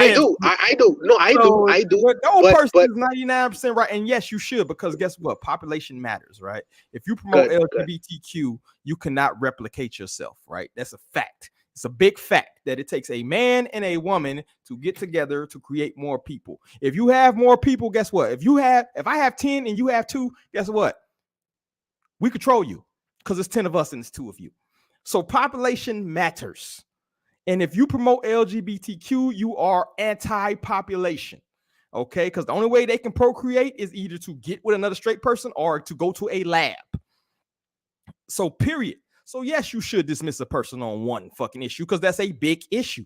I hate that whole like, oh no, you know, they're right 99%, but this is a big fucking issue, right? that is a huge issue, right? And the problem, and part of what you're seeing right now, a lot of the things you're seeing right now, if you've noticed the news worldwide, it's a big pushback because so many African immigrants are going to so many places. You're seeing a big immigration. They like to focus on the Hispanic population, but it's also in Europe. You're seeing a lot of Africans go over there because you have such a large African population boom. The only continent in the world right now that has a positive growth rate, or at least as far as population, is Africa, the continent of Africa, many of the African nations, right? And so you're seeing a lot of things, a lot of stuff you're seeing right now is just reactionary against that population boom, because God forbid the world turns brown or black or African, right? So that's what you're seeing right now. So that is a huge issue. It's probably the biggest issue that you're ever going to see is we have more people than you. that itself is power, yo. So yeah, hell yeah. This is the reason. This is the reason. I hope Black Steel is listening to this because I would like him to come on because you want to see the variance of opinion. Because whereas this is a big issue for my brother just now, for him he's gonna see the issue a little bit differently in terms of Julius Malema, just on this panel. I'll say that I have to agree with Webb that if the one issue is a huge one, in particular in that it doesn't really align with who you are, who your people are, yeah, I'm gonna have to escort you up out of here. This is not our shit. In the chat earlier, Trigger asked me, I think he was asking me, he was asking this question. By the way, Anthony McPhail says there's a strong LGBT movement in South Africa, regrettably. And that tells me something. That tells me, because we know the history of South Africa, we know how these white folks rolled in there. That tells me that this is some shit that is a response to what happened to them in South Africa. Similar to how you see some of this DL stuff going on in the States. Trigger Happy 262 asks, what would you say to the claims from those who say they knew they were this or that from young? I would say that that's the reason why they go after the young. They manipulate them to think that it was their choice, that it was always their way of thinking. But what really happened is they were groomed. And you could go case by case 9 out of 10 times in the Black community. I would say if you find someone who says they're on that spectrum, they were tampered with as a child. They were tampered with as a child 9 times out of 10. If they start talking about they were born that way, show me the genetics. Show me the gene. Right? And we just have to be honest about it. Now we don't have to be hateful. You know, and it's funny how things change. 30 years ago, I would have boom bye-bye. But you know, with time, I guess getting older and all this old shit. You know, whatever you do in your bedroom, keep it there. And we're not going to promote that to our population. We want more Africans, you know, not less. Also, one last thing. Afro-Native brought up the Greco-Roman culture. Yeah, that's what they was doing. A lowly grunt, especially in their army, could rise up by getting tampered with by a general. In fact, that was like the mark of a man in their culture. That's not our shit.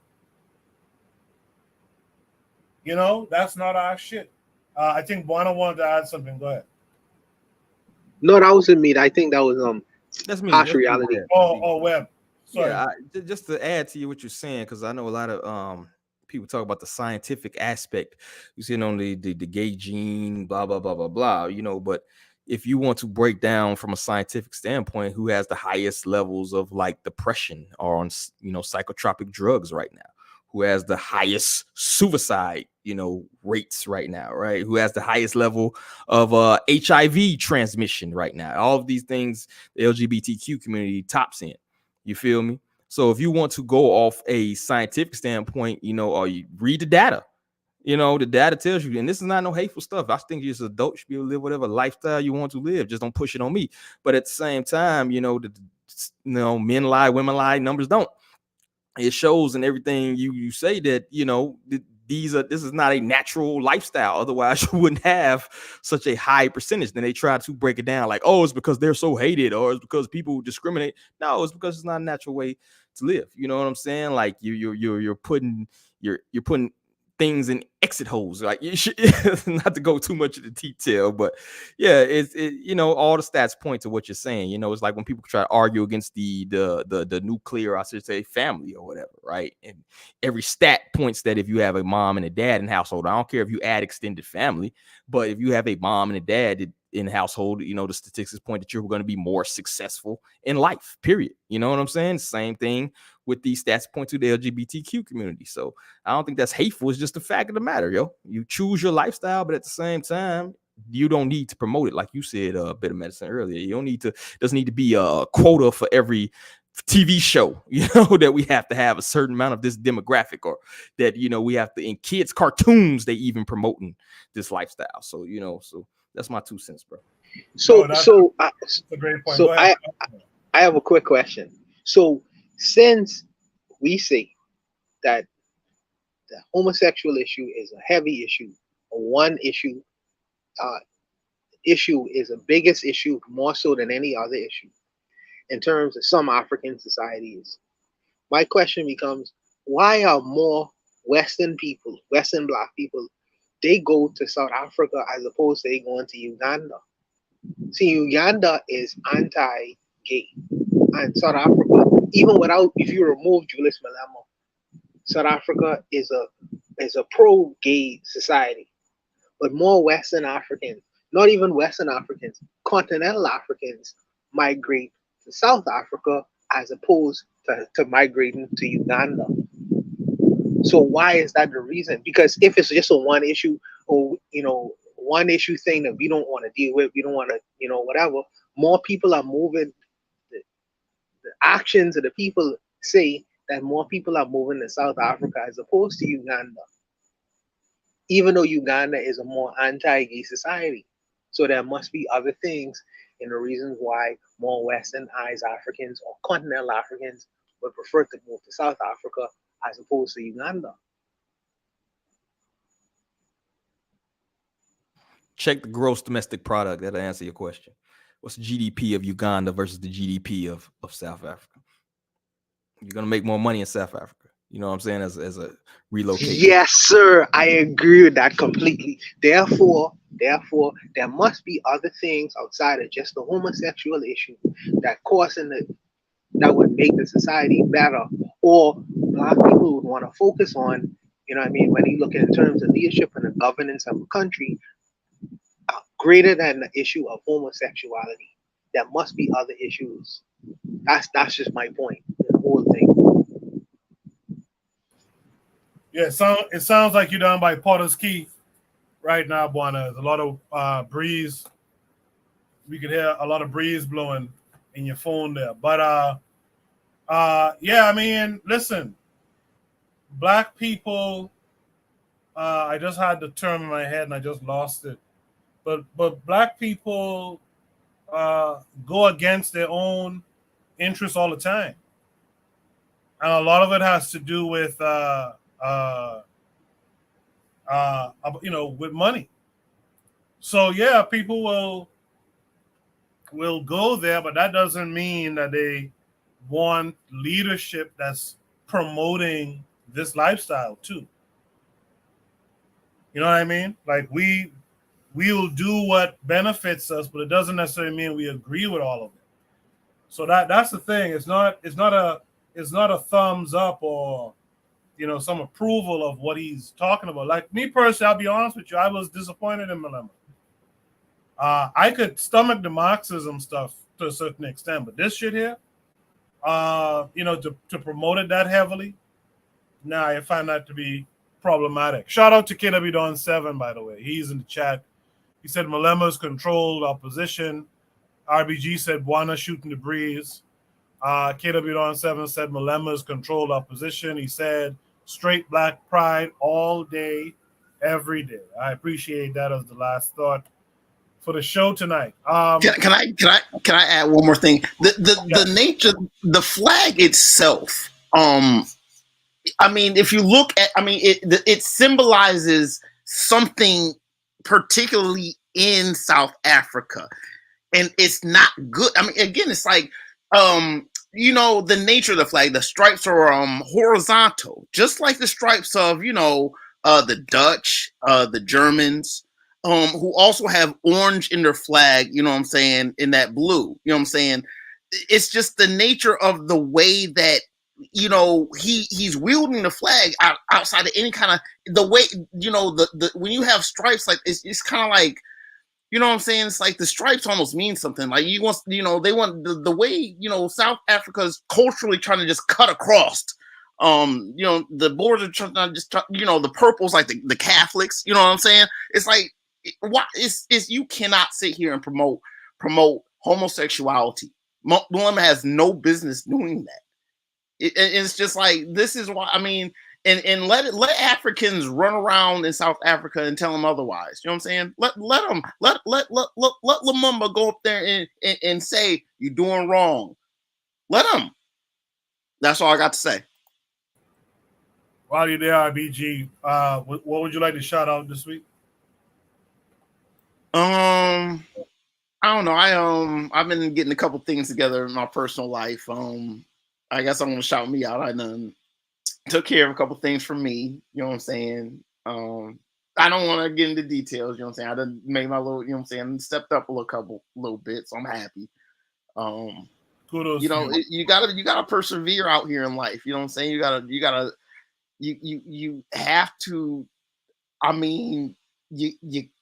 You can't give up on. You know what I'm saying? You can't give up on yourself. You can't give up on people in your similar situation. You can't give up on the people who may be a couple levels above you, but could sure use you if you could just maintain yourself. You know what I'm saying? Couple people might be a couple steps below you. You know what I'm saying? Just hold on to what you can, but you know what I'm saying? You gotta, believe in yourself. You got to be a solid link in the chain. You know what I'm saying? You don't want to be the weak link, because if you're the weak link, you have to strengthen yourself before you even try to link up with another man. That's all I got to say. Appreciate that. RBG saved the burger for tomorrow. Webb, what say you, man? What's going on with the Hash Rally podcast on Hip Hop High Society? Yeah, what's up? We just recorded actually podcast tonight. Make sure y'all check out the round table.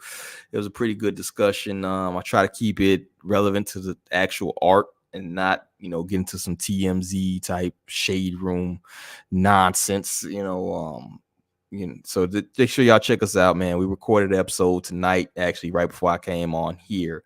We just wrapped up. So check out the round table at Hip Hop High Society. As far as the harsh reality, I'm kind of in limbo right now. I'm thinking of transition to a interview, more so interview platform, talking to different people and stuff like that. Just kind of switch it up, because Rye's gonna be out for a while. Of course, we had AO going, some issues with some of the panelists we was trying to add. So I'm thinking of going to an interview like we did the Present series. That might be the normal podcast. I'll let you know and keep you abreast of all the issues and things going on with that. So that's what I'm working on right now. I've already kind of got some guests lined up, so I think I'm gonna go to that, of doing the interviews and talking to different people and stuff like that. But check us out. We're trying to stay active, trying to stay consistent and stuff like that. Appreciate your platform, Koku, bro. Salute to you, man. I appreciate you too, Webb. Webb, if you don't mind, I'll email it to you. But if you might be interested in interviewing that group I interviewed a little while ago, MCE. They have some new projects out now, children's books, things of that nature. And you probably be a better person to interview them than I would. So I'll forward you the information behind the scene. All right. Last but not least, Buana, what would you like to shout out this week? No, shout out to everyone. D-Web, your product is good, brother. I like Rise. I don't know, Rise don't want to, well, maybe Rise had other things in terms of obligations, but the product is good. Nothing wrong with that product. But if you got to move on and do other things, no issues with that as well. But I think the product was good. In terms of tonight, everyone, we made the show work tonight. We gave our contributions. I don't know, maybe it's a slow night for a lot of the brothers, but we made the show work tonight, and I think that it was a good show in terms of our contributions. For me, let me also say, to be clear, I'm a patriarchal guy. I wouldn't mind living in a patriarchal society where you have men at the forefront, like a Mussolini society. I don't have no issues with living in a patriarchal society. Yeah, I would love to live in a patriarchal society. Even though the way the world is going more matriarchal or becoming more effeminate in the outlook and view, I wouldn't mind living in a patriarchal society. I'm still a Bombay person, to be honest with you.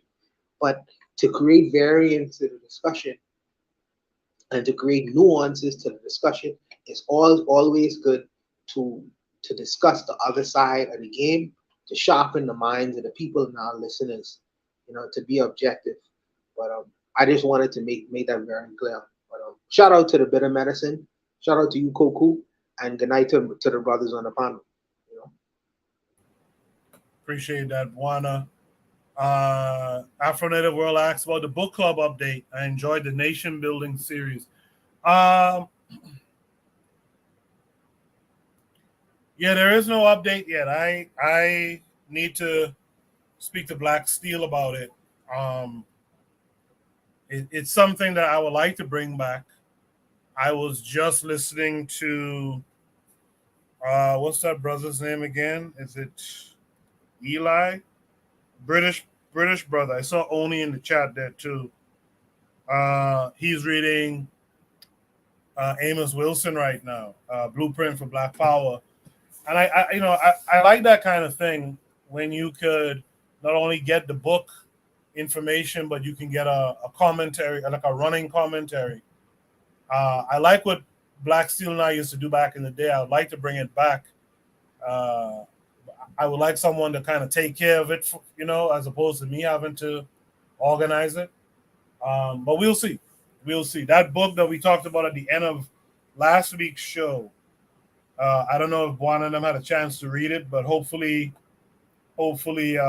everyone will read it since we have it for free. And then we could discuss that particular book. Oh, you know what? Maybe I might even read that book. We'll see. We'll see. But anyway, that's the show tonight. I want to thank everyone for their input. I want to thank everyone who posted a prompt tonight. Thanks to the chat, everyone who showed up. It was a slow night, but it was good.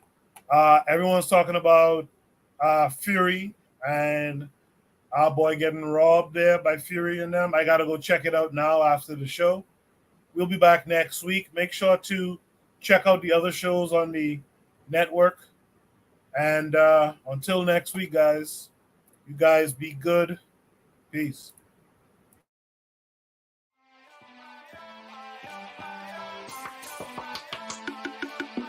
Thanks for listening to the Bitter Medicine Podcast with your host, Koku. If you like what you just heard, we hope you pass along our web address, bittermedicineblogs.com, to your friends and colleagues, and share our show to all your social media. Be sure to check out our archive section on our website for previous podcasts. This has been a KWAZ radio production. Join us next time for another session of the Bitter Medicine Podcast.